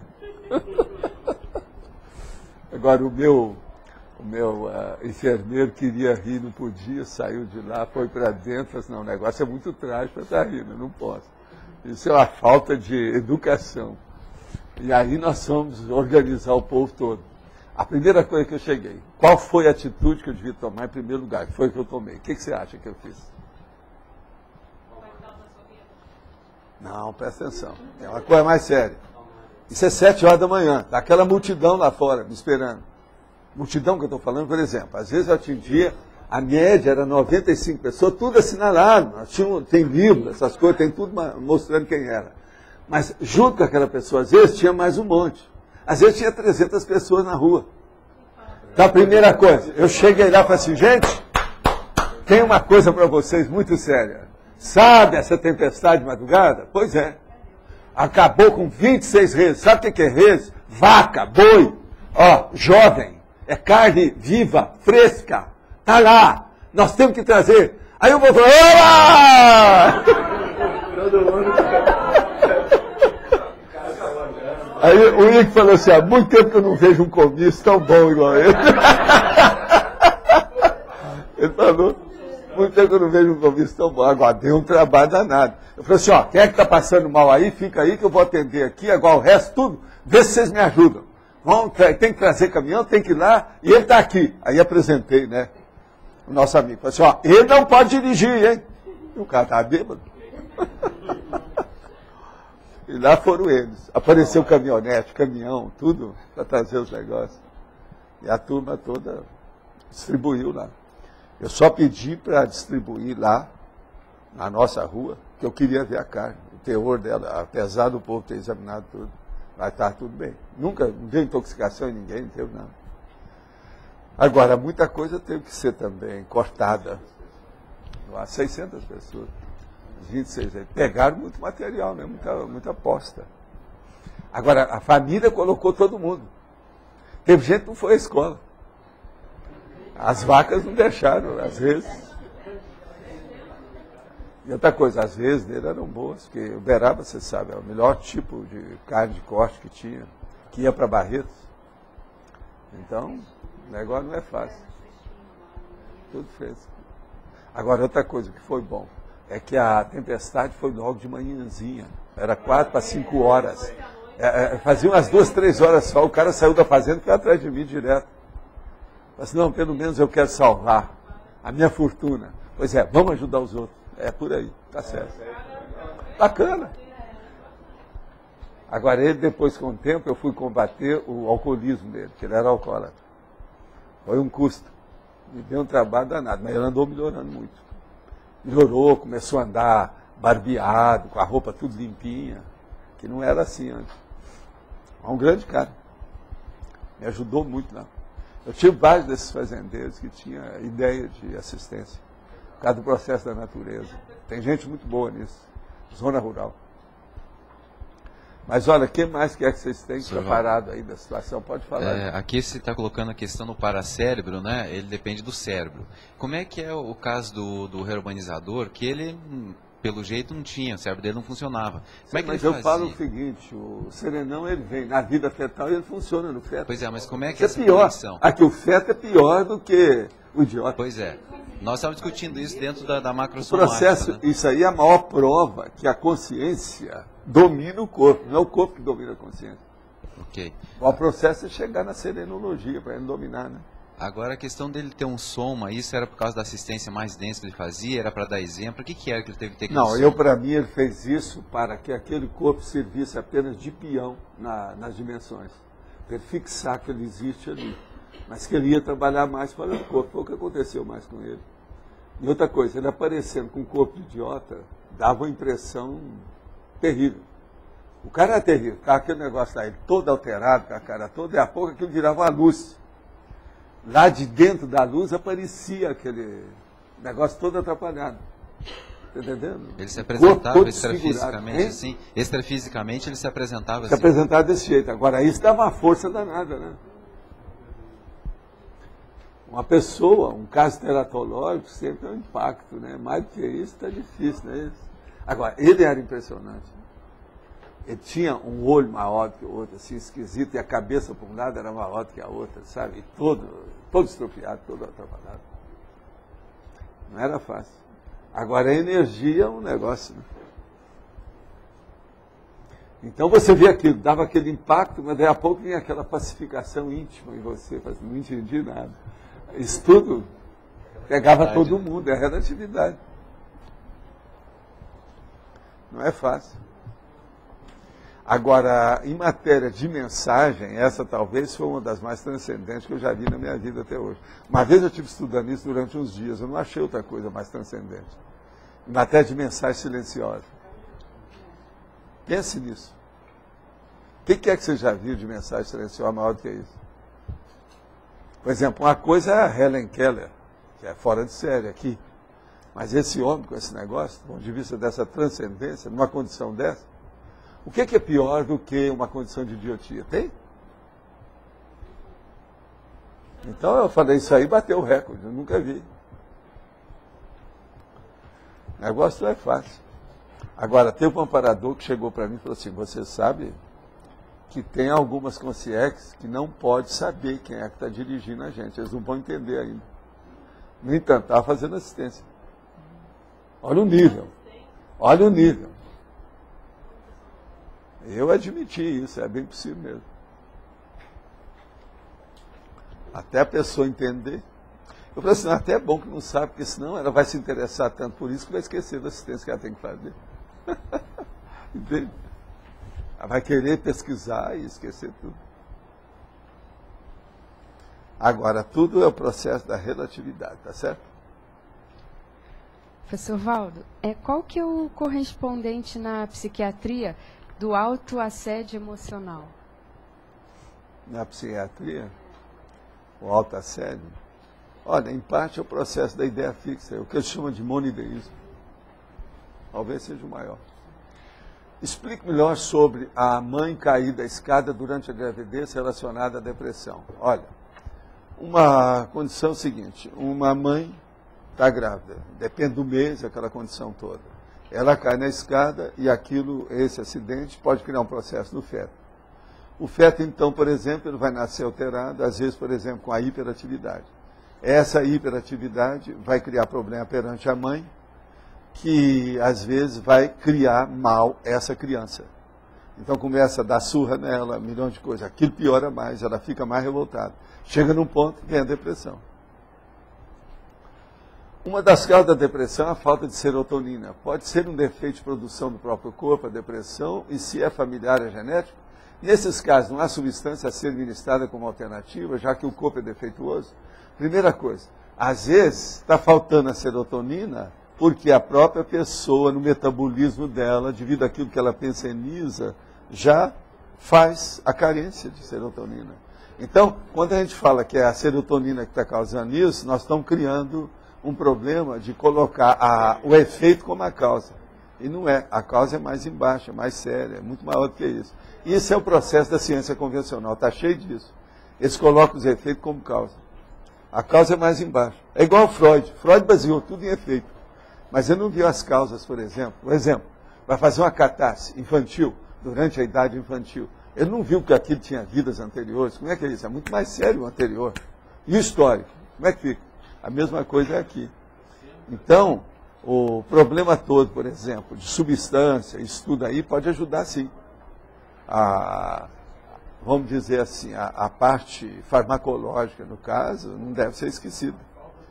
Mas agora o problema é esse, hein? Pode, não, e outra coisa, uma boa parte do povo que tem predisposição à depressão, às vezes ela só se instala lá, no caso da mulher, por exemplo, durante o período da menopausa. Tudo isso existe. O processo é a gente estudar cada caso e ver o que a gente faz. Professor Valdo, no caso de pessoas assim que passam por situações extremas, depois tem aquele transtorno pós-traumático, que a pessoa sonha, isso tudo, isso é só a pessoa ou isso tem consciência envolvida também? Olha, a maioria dos casos, quando eles são cronicificados ou são muito amplos, eles são compostos, tem consciência, isso é regra. Agora, por exemplo, eu dou exemplo do processo de consciência que tem sempre, no alcoólatra. Eu nunca vi um alcoólatra que não tivesse assediador. Devido ele ser o caneco vivo. Entende? Sempre tem. Agora, toda doença cronicificada, mais ampla e de alta expressão, quase sempre tem gente atrás. A pessoa nunca está sozinha. Por quê? Ela está fazendo todo o processo de evocação do passado dela. Então, a parte da patologia anterior, ela vem para o presente. E aquilo se expressa dentro das condições atuais. Mas essa evocação é feita pelos autoassédios ou é feita pela pensionização do doente, né? Uma pessoa doente, ela faz evocação, não tem jeito. Agora, um caso, por exemplo, o caso psiquiátrico, raramente você vai encontrar uma pessoa que está internada, e que já aquilo é habitual, que ela já foi internada muitas vezes no hospital psiquiátrico, que ela seja sozinha, nunca é. Ela é representante. Agora, em manicômio judiciário, você olha assim para os pacientes, é igualzinho qualquer pessoa que anda no meio da rua, né? É. Então é impressionante isso. Não, o problema todo é esse. O negócio é chegar aí numa pequena multidão, né? Um monte de pessoas aí, uma pequena multidão. Você vai olhar assim, você olha, parece todo mundo normal. Olha no futebol, uma coisa muito boa que tem é o turf. é ir aonde tem corrida de cavalo. E você vê os caras que aparecem lá, porque lá tem muita gente granfina, tudo. Então você vai ver os granfinos e a plebe, tudo doida. E lá encontra muita gente assim. O turf é um lugar para pesquisa. Eu evitava levar os caras para eles não ficarem viciados. Eu nunca levei ninguém ao turf no Rio, nem da minha família. Mas eu fui lá muitas vezes para pesquisar. E para ver se tirava a pessoa que era viciada. O jockey lá do Rio, teve época que o negócio era violento. O negócio não era fácil. Eu vi aquilo tudo. De perto. Agora, lá é impressionante devido ao holopensene. Porque o holopensene lá, ele muda toda hora, ele é instável. Tem aquela pessoa que está feliz da vida e a pouco ela começa a xingar tudo. Então ela começa primeiro falando umas palavras lindas, depois ela começa xinga até a mãe do cavalo, a mãe do jockey, a mãe do dono, a mãe de todo mundo. O negócio é terrível. Mas começa lindo, lindo, lindo, lindo, e aquilo terrível o negócio. Não, o troço é terrível. Agora, é o problema da emoção. Agora a pessoa lá pelas tantas se vicia com aquilo. Principalmente quando ela começa a ganhar alguma coisa. Então é um problema. E as pules, como é que estamos? Não, e vão fazer isso, olha isso. Traça isso com aquilo, dá aquilo. Não, hoje é uma barbada, que não sei o quê. Isso é terrível esse ambiente. E outra pergunta. Qual que seria uma técnica, assim, de desenvolvimento da criatividade para a pessoa que foi muito rígida, assim, muito dentro do... Tem que ver qual que é o aspecto, no caso, qual é o talento, qual é o dom que ela tem, o potencial que ela nos desenvolveu. Agora, mesmo que ele seja assim superficial, ou que não tenha tanta importância, mas que seja superior àquilo que ela está produzindo, já vale a pena. Tem que pegar por aí. Agora, tem que ver o talento. Dentro do perfil da pessoa, aquela condição, como é que é. Passar um pente fino nela, né? Pentear. Com a lupa. Qualquer coisa te empresta a lupa. Por falar em lupa, a última pergunta dos que perguntar. Essas lupas que são assim, a lupa já é o óculos, isso é bom? Olha, eu acho que esse problema, mexeu com o olho, a pessoa tem que ver o oftalmologista. Não é oculista, não. Oftalmologista. A gente não pode forçar a barra com o olho em nada. Pensa bem. Eu, por exemplo, já falei para vocês, eu leio qualquer coisa aqui sem óculos. Mas eu uso a lupa para não forçar minha vista nas letras pequenas. Letra pequena que eu acho é o seguinte, fonte 10 para baixo, tudo é pequeno para mim. Tem lupa que é óculos, né? Pois é, mas agora, isso se devia ao oftalmologista. Porque isso é dioptria. Dioptria são os graus que a pessoa usa. Você usar um grau a menos ou a mais, ou fora do esquema enquadrado no seu olho, você está torrando sua vista. Vai piorar alguma coisa de tudo que você tem. Seja lá o que for. Seja astigmatismo, seja miopia, hipermetropia, qualquer coisa. Alguma coisa vai piorar. Então as coisas têm que ser bem definidas e certinhas. E na dúvida, vai escutar outro oftalmologista. Você disse que quando falta um parafuso na estrutura cortical, daí não tem mais jeito, falando da depressão. Não, é a pessoa que falta uma perna. Você não vai exigir que ela vai ganhar a corrida. Hoje em dia estão usando, tem perna artificial, mas isso não resolve. Eu queria saber se é devido aos medicamentos que a pessoa toma para depressão ou a própria doença que faz essa... Não, aí é como é a fisiologia? A intoxicação pode ser por medicamento, por alimento, por tóxico. Tóxico pode ser bebida, fumo, cocaína e outras coisas mais que você sabe, está tudo por aí. O crack, por exemplo, hoje, ele embiruta uma pessoa numa semana. Crack. Agora, outra coisa, se aquilo entra num período de viciação, dá síndrome da abstinência depois, a pessoa fica presa àquilo. Com o processo do tóxico, tudo é capaz, aí piora. Então, é uma doença que superou a outra era pequena, essa aí já ficou maior. Então, isso tudo tem que entrar em consideração. Agora, chega num ponto que a pessoa já não tem mais nada. A memória já foi para o espaço. O processo de julgamento de juízo crítico dela está péssimo. A elaboração de pensamento, ela custa concatenar a ideia para ter um pouco de concentração. Como é que fica? Isso aí tudo, às vezes, está faltando pino. Para ela recuperar, isso demora muito. Se ela, por exemplo, chegou nisso aí em 2 anos, ela às vezes vai demorar 5, 10 anos para recuperar alguma coisa. Até o corpo se ajustar, se harmonizar, o metabolismo entrar naquilo, e os emunctórios, quer dizer, o esgoto do corpo, mandar tudo que seja tóxico, as alterações toda fora. Isso aí é duro. Pensa bem o tanto de enzimas, de fluidos, de líquidos que tem o corpo.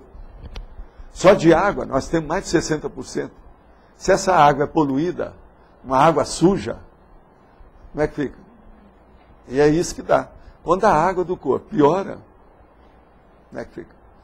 Mas nesse caso da Virou depressão... lixo, virou esgoto. Nesse caso da depressão que você fala da estrutura cortical, a própria doença faz isso? Porque você está falando... Às vezes faz, é o período mais avançado daquilo.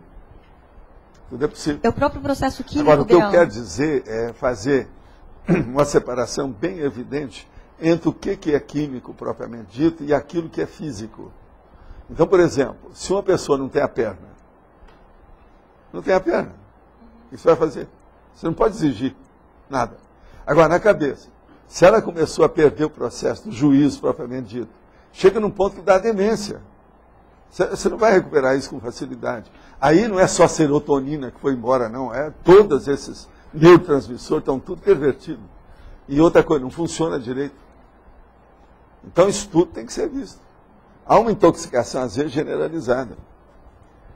Tem gente que acha que até o líquor da pessoa fica alterado, tudo. Líquor. Não é só uma discrasia sanguínea, mas uma discrasia do próprio líquor, que é o sangue da coluna, entendeu? Da espinha dorsal da pessoa, a parte neurológica propriamente dita, o processo do cérebro. Como é que fica? Os humores. Agora veja, os pares cranianos, às vezes já foram para o espaço, estão tudo já alterado com aquilo tudo. Agora, o processo é esse, chega num ponto, como é que você vai recuperar? Pensa bem, se falta algum segmento nesses órgãos e sistemas que mexem dentro do processo de toda a articulação cortical dos 2 hemisférios cerebrais, como é que fica? Entendeu? É uma lástima, né? Quando acontece um caso desse, você não tem jeito. Agora, eu acho que tudo é recuperável em tese. Cada caso tem que ser estudado. Em tese, tudo é recuperável. Eu já falava isso na época que a medicina não admitia que havia regeneração de neurônios. Eu já falava, para mim tem, pelas coisas que eu vejo, cada processo parapsíquico. Hoje já tem gente que admite, há uma escola que admite que há regeneração de certos processos cerebrais, sim. Agora veja, quase me mataram por causa disso. Eu não podia falar. Então o negócio... Eu usei mordaça, levado pelas circunstâncias, durante décadas. Sobre um monte desses casos todos. Por isso que eu falo, medicina, o ideal não é estudar só a medicina, é estudar a medicina parapsíquica. É a paramedicina, como eu chamo. Isso é o ideal para todo mundo. Se você quer entender bem a fisiologia, tem que entender a parafisiologia.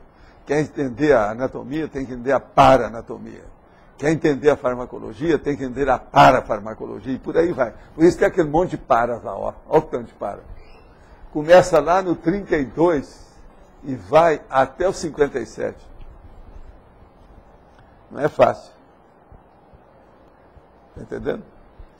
Muita coisa. Pode falar.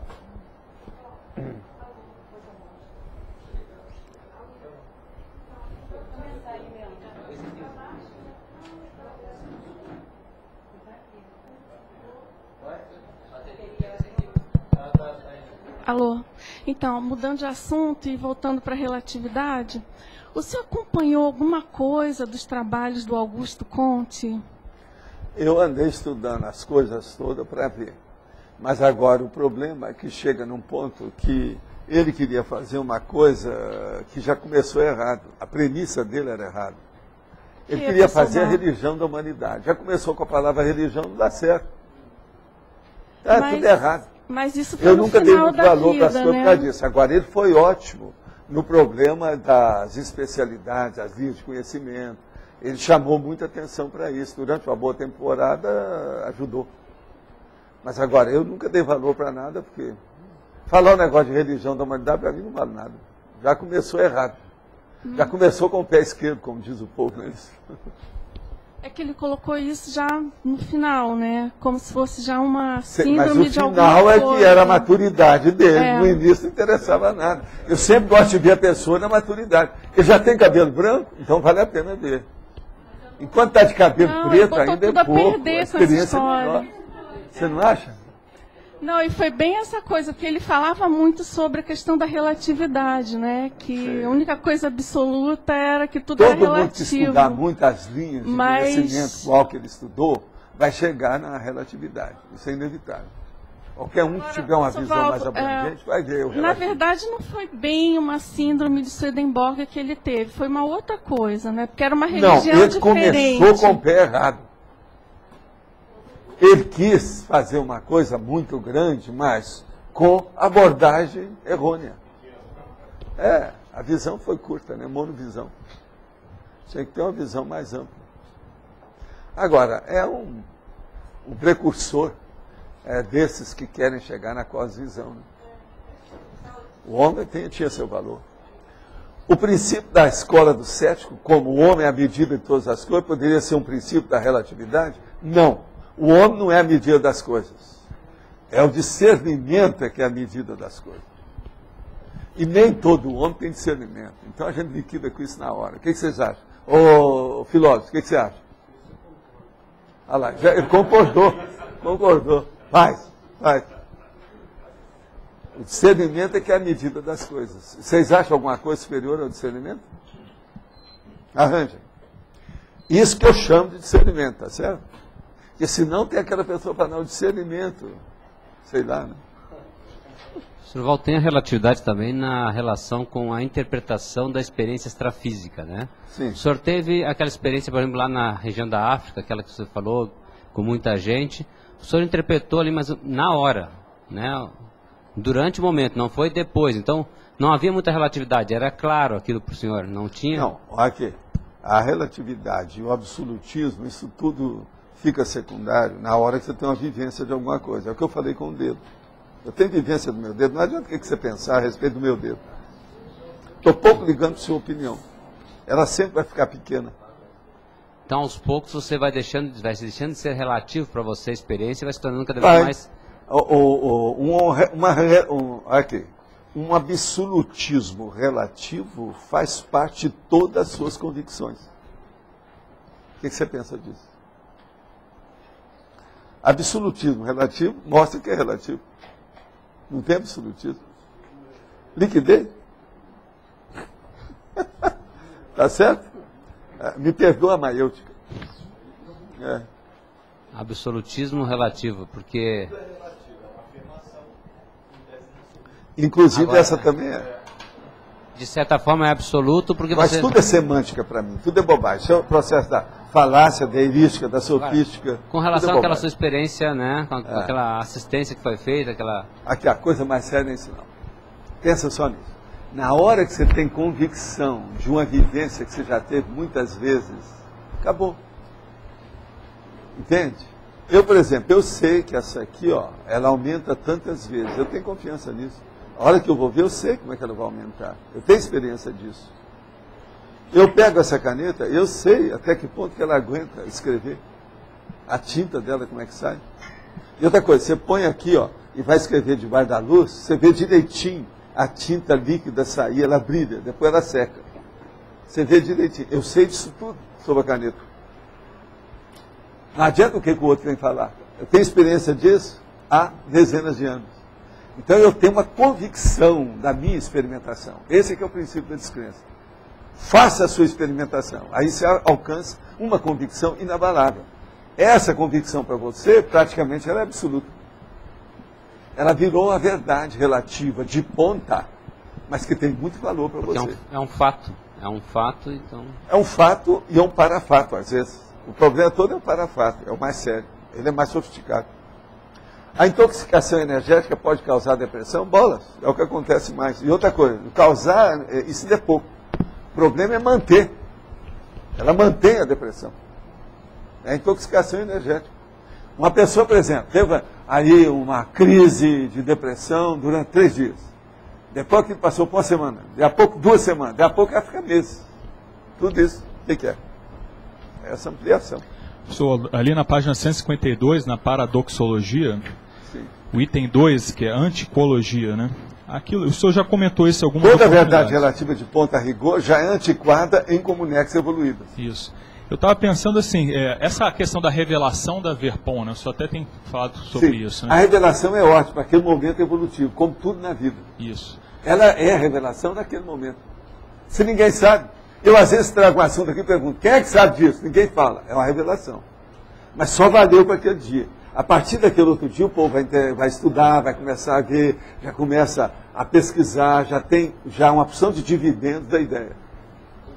Mas aí o que eu queria entender é o seguinte, o critério que o senhor usa para poder, de repente, colocar em pauta aí uma Verpon é a questão da massa crítica ou algum outro critério? É a questão do andamento do meu trabalho. O andamento do seu trabalho. Não é bem só o povo, mas não. Isso aí já era, isso foi no início.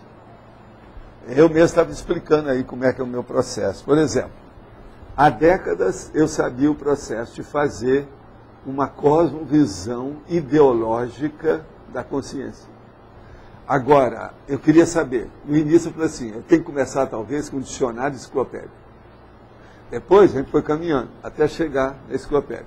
Aí eu falei assim, eu não posso chegar com 70 abordagens diferentes para cada entrada desse dicionário. Eu tenho que chegar aos poucos, por quê? Isso não é só problema para quem vai ler, é problema para eu que vou redigir. Então, eu tenho que começar com algumas, eu domino bem aquilo, vou decorar tudo que tem, aí eu passo para outras, para outras, para outras, para outra, para outra. Hoje eu estou com 67. 67 sessões. Agora, eu comecei com quantas? Meia dúzia. Há anos. Antes do Instituto. Entendeu? Agora veja, eu tenho uma opção de coisa que agora eu tenho que atualizar. É muito material que eu tenho. Então eu tenho que atualizar tudo aquilo. Então eu pego e vejo uma opção de coisa que já não vale mais nada. Vai tudo para o Lix. Lix, que eu acho, é o lixo. É a hora que nós vamos fazer a cremação. Eu todo, de quanto em tantos meses, eu cremo uma opção de coisa, porque não é bom ficar com aquilo. Que às vezes envolve pessoa, tem meu material, por exemplo, da Tenex. Isso aí não tem jeito, não dá para estar salvando papel, milhões de coisas. Esse negócio de ecologia é muito relativo. A gente pode fazer isso, que chama aí na ecologia, que é o processo da reciclagem, até um certo ponto. Tem coisa que não vai, não. É muito perigoso. É porque o senhor já falou também que aquela máxima lá, que quando a pessoa está preparada, né, o aparador aparece, o aparador aparece, vem, o serviço aparece toda. E a plateia aparece. Os voluntários. Com relação a isso, eu estava pensando justamente com relação à ideia nova, né? Então, por exemplo, eu pensei que seria alguma coisa de massa crítica, porque eu pensei, no momento que a pessoa estiver já com o escopo dela, com a base de conhecimentos preparada, ela vai estar aberta, vai estar preparada para receber uma nova, para entender. O problema é só esse, ela tem que estar com esse preparo na fase de preparação inicial. Depois ainda tem muitos anos até ela amadurecer. Esse meu negócio aqui não nasceu de um dia para o outro, eu não nasci ontem. Então o negócio é muito mais sério. Por exemplo, isso que eu faço da fase preparatória de 1 a 35 anos, para mim não serve. Eu ainda estou nela até hoje. Para fazer execução. Agora, veja, eu entendi isso muito cedo. A verdade, esse negócio que eu falo para a pessoa se preparar aos 35 anos, eu aos 15 já tinha isso preparado. Meu negócio são esse resto, esses 20 anos de preparação, é que está me ofendendo até hoje. E eu sou burro, ainda não consegui superar isso tudo. Agora, tudo você tem que mexer. Agora, o problema todo é que eu estou fazendo uma redação. A redação tem a conformática. O problema da forma é terrível. Olha aí o trabalho que eu não dou para o Antônio, para a Adriana, esse negócio todo aqui que eu faço para a Rosa. Entende? E outra coisa, o que eles estão mexendo é ainda superficial. Vocês já pensaram, Antônio, se eu fosse dar certas ideias para vocês desenvolver, coisa que às vezes vocês vão pegar, que nunca viram falar naquilo, você procura na internet do jeito que você faz e não acha nada, como é que é? Você fica aí a ver navios? Vai falar para quem? Então, procurar o quê? Então aí é que vem o processo da preparação. É essa preparação que eu tenho. E ela é baseada em parapsiquismo. Parapsiquismo é ver arco voltaico, sinalética, TENETS, OFIEX. Sem isso eu estava perdido. Não chegaria aí. Agora, outra coisa. Hoje eu posso falar claramente para vocês. Uma pessoa vai chegar aqui e falar assim, não, tudo que o Valdo fala não tem novidade nenhuma. Aí eu falo assim, isso aí é rebarbativo, porque eu vivo falando isso, não tem novidade nenhuma. Agora, depende do que é a novidade que você está falando. Você está falando novidade para quem? Para você deve ser novidade, porque senão você não faria essa observação.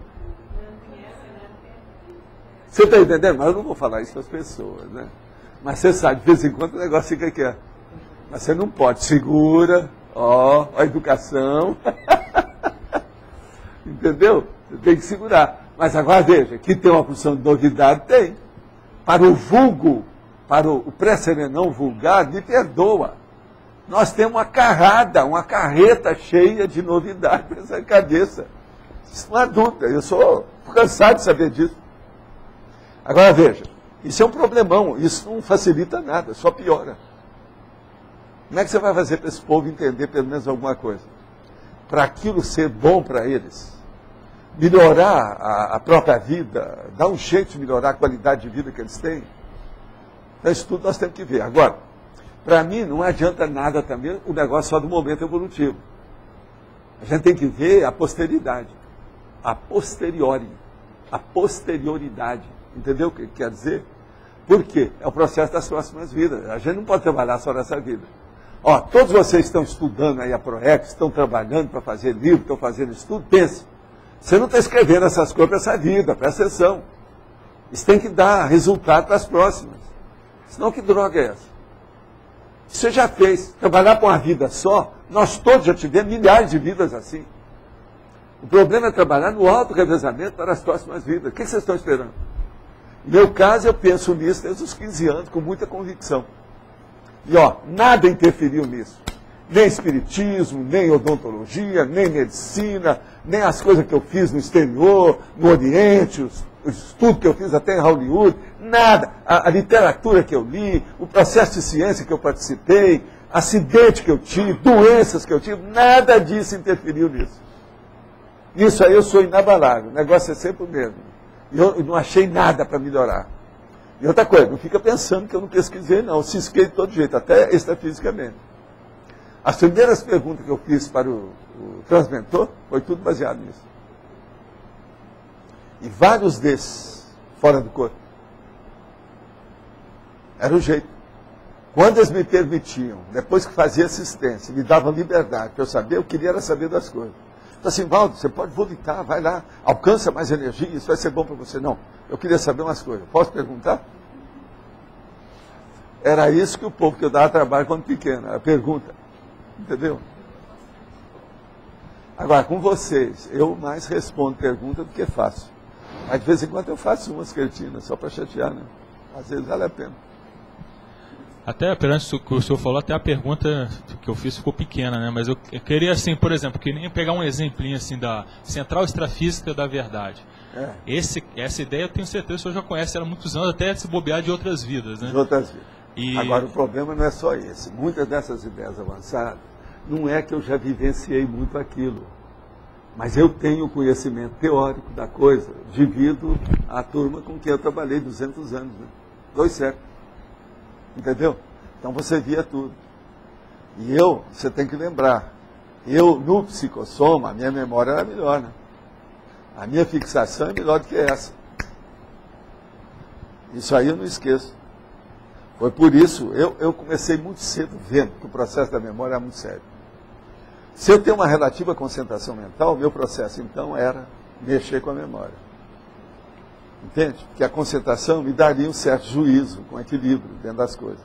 Mas a memória, essa memória prioritária. Uma coisa é você lembrar uma coisa que não tem valor nenhum, outra coisa é você lembrar aquilo que precisa na hora certa, no momento certo, dentro dos processos certos. Isso aqui é a coisa mais séria. Então, isso tudo eu vi muito cedo, extrafisicamente.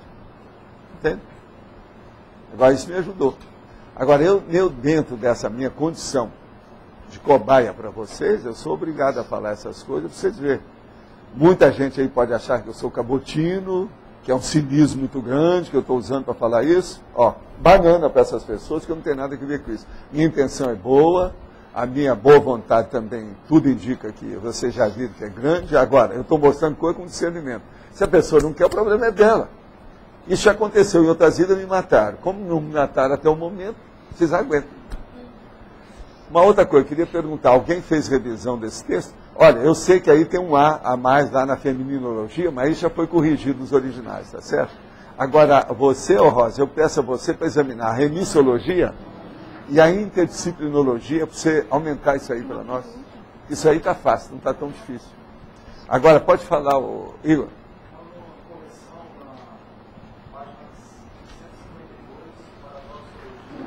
Sim. Sim.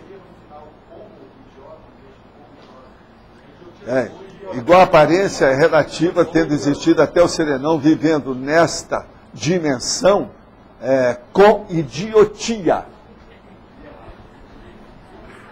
Faltou um I lá. Entende? A idiotia funcionou. Não pense mal aí você. Viu, Igor? Estou te salvando lá. Eu estava querendo pensar mal.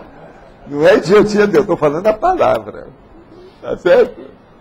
Mas olha, mais alguma coisa? Sim, o que você achou? Eu tenho uma pergunta. É caso de uma pessoa que tem transtorno bipolar? Tem o quê? Transtorno bipolar. Sim, a bipolar. Aí ela já tomou drogas faz tempo, mas agora está reabilitada. Mas o problema é que essa pessoa tem muita energia, demonstra bastante agressividade e consegue dominar o campo dentro do aula. Então eu queria saber como se pode abordar o caso desta pessoa, qual é a melhor atitude, como se pode... Não, essa pessoa já está num bom caminho, se ela já consegue dar aula. Você está falando que ela dá aula? Não, mas ela recebe aulas, ela é uma aluna. Ela é uma aluna? Sim, sim. Aluna, e no caso, o problema tem que fazer uma pesquisa séria.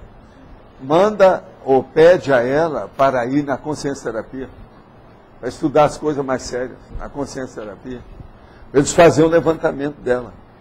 Tem que examinar com mais detalhes os casos para ver como é que pode ajudar. O que você acha? Agora, de cara, você já fazendo uma indicação de consciência terapia já ajuda a pessoa. Mas se ela não... Outra coisa, ela tem consciência que ela tem isso? Sim, ela sabe ser o problema. Então fala com ela para ir, porque na consciência terapia possivelmente eles vão falar com ela para cuidar das energias que ela tem. O ideal seria ensinar para ela o que é o estado vibracional, para ela cuidar de si mesma, fazer a autocuroterapia. Consciência terapia? Se ela não conhece consciência terapia, não está... Pois é, mas agora mostra, vê o que é. Agora, se ela não quer nada disso, deixa para lá, você fez o que você pôde. É aquilo que você tem à mão. Você entendeu? Agora, o problema é encaminhar. Pelo menos você está ajudando. Agora, gente, eu quero dizer para vocês que no próximo domingo, ou seja, depois de amanhã, é interconfiança. E que amanhã é dia do meu aniversário. Eu faz mais de 50 anos que eu não comemoro meu aniversário. Quem chegar aqui com o processo de aniversário amanhã, eu já tenho uma tropa de choque para dar uma surra no povo. Tá certo? De modo que vocês esqueçam. Amanhã vocês vão escolher o que nós vamos estudar aqui. Esqueçam a minha pessoa, vejam o estudo. Eu não posso faltar às tertúlias. É meu aniversário, mas para mim é dia igual aos outros. Mas, eu não tenho sábado e domingo, feriado e aniversário. Tudo para mim é bobagem. De modo que... Se o povo queria E olha, não queira trazer nada para eu comer, que eu já tenho tudo para comer, já me arrumaram tudo, já não tem mais espaço, de tanta comida que já me deixa deram. os outros E comer outra o coisa, me bolo. trouxeram as bananas que eu estava atrás, eu já tenho tudo. Pode me dar banana, que é o que eu quero. Não, eu estou comendo muita banana agora. É, banana, manga e ata. Vale. A ata é o Roberto que está arranjando para mim. Que isso tem me ajudado demais. Eu estou muito melhor. Tá. Outra coisa, eu estou na disposição que eu tenho que estar segurando a coisa, porque senão eu quebro a madeira. Mas, Vado, se as pessoas querem usar como excusa o seu aniversário para comer bolo, vamos deixar eles Não, comer bolo. se o problema é delas, é dela. Então traz um bolo que eu não como.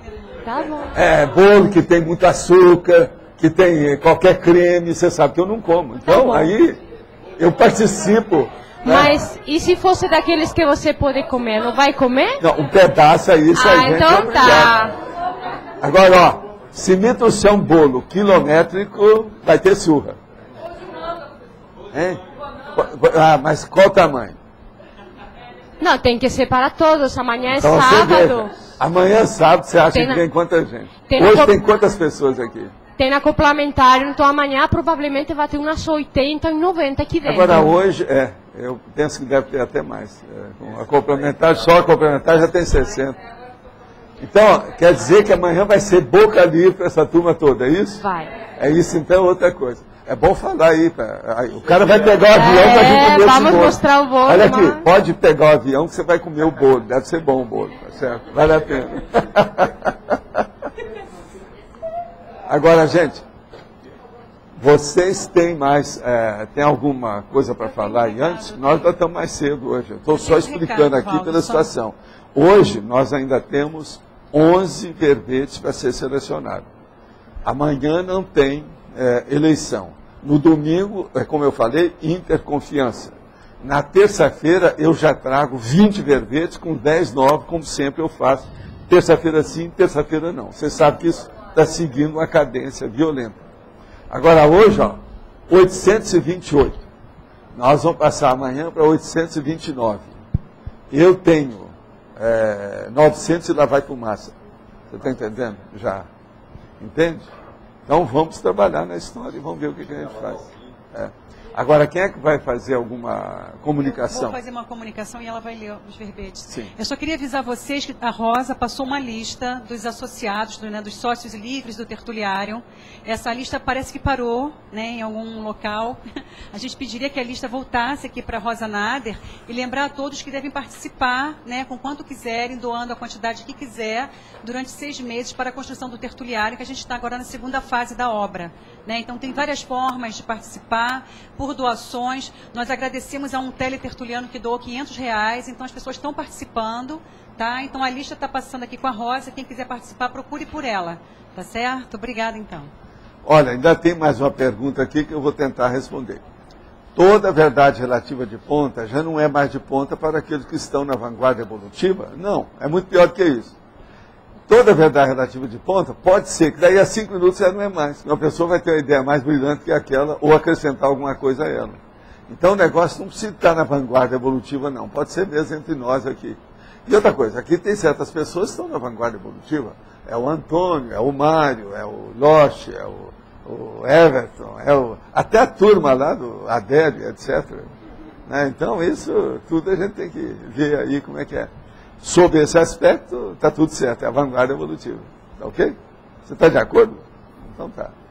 O que mais você quer falar? Eu queria falar que hoje tivemos 22 votantes online, que as pessoas já começaram a enviar perguntas mais breves, mais claras, a gente agradece.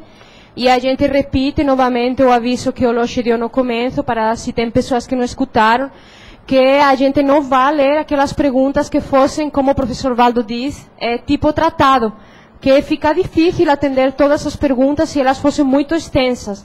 Então a gente agradece e pede para as pessoas se esforçarem mais em ser mais objetivo, mais direto e mais claro, para dar tempo a responder também mais perguntas, tá? E eu acho que é isso aí. Uma outra coisa que eu queria falar, amanhã é sábado, é dia lá do Lu. Quem é que vai aparecer lá no restaurante chinês, que é o último jantar dele, tá certo? É verdade. Amanhã quem é que vai aparecer lá? O restaurante está fechando as portas. Então, né? ó, você me representa lá perante ele. Que eu não O restaurante chinês, o Star, está fechando as portas e amanhã eles estão fazendo a despedida. Não pode ser uma despedida dos outros, fica até chato para mim. Então, o professor Valdo falou no domingo que todas aquelas pessoas que abriram restaurantes no shopping, era bom aparecer lá. Viajei, caí fora temporariamente. Pois é, mas você explica isso para ele. Escuta, coloque na minha posição. No dia, não foi eu que criei nem o dia do meu aniversário, nem o dia dele. As coisas coincidiram. Agora, no dia do meu aniversário, eu vou lá fazer a despedida dele, fica parecendo que eu estou comemorando meu aniversário. A minha consciência não está permitindo fazer isso, não. Eu não vou lá, não. Na dúvida, eu me abstenho. Você acha que eu estou muito errado? É a vida. Agora, ó, eu gosto muito dele, essa coisa toda. explica lá. Agora o Mário me representa lá, ele sabe bem. Há um monte de amigos nossos. O César, não sei se ele está aí, que ele também iria, né? Tá? Então ele vai, pois é, o César. Se ele vai um monte de gente junto. Ele tem me ajudado muito, uma opção de coisa, uma opção de coisa. Agora, ó, vocês perguntam para ele o que ele vai fazer da vida. Qual é a reciclagem? Qual o próximo patamar? Você vai voltar para a China? Como é que é? Você vai ficar. Microfone. Ah, é? Agora, o ideal seria se ele tivesse esse restaurante lá no shopping, uma pena. Porque o restaurante chinês do shopping é tão fraquinho, dá até pena. É. Mas é. Mas não, aquele... Agora, o caso todo é o seguinte, vocês acham que foram todos esses restaurantes do shopping? Não, porque já vinha caindo o trabalho deles.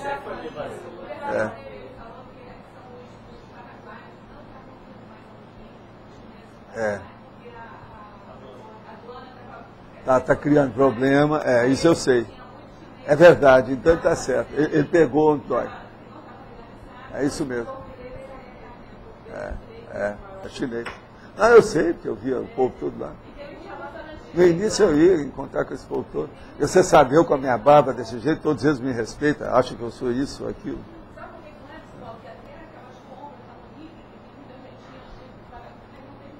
Não tem mais não, né?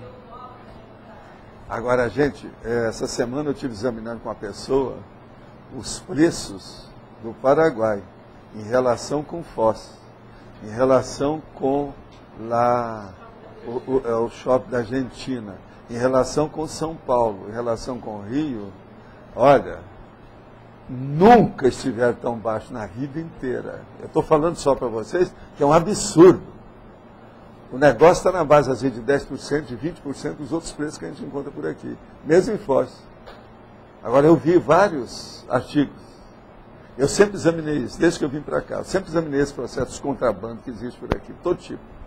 Agora, o que eu vi ontem é o maior. Eu falei assim, nunca aconteceu isso.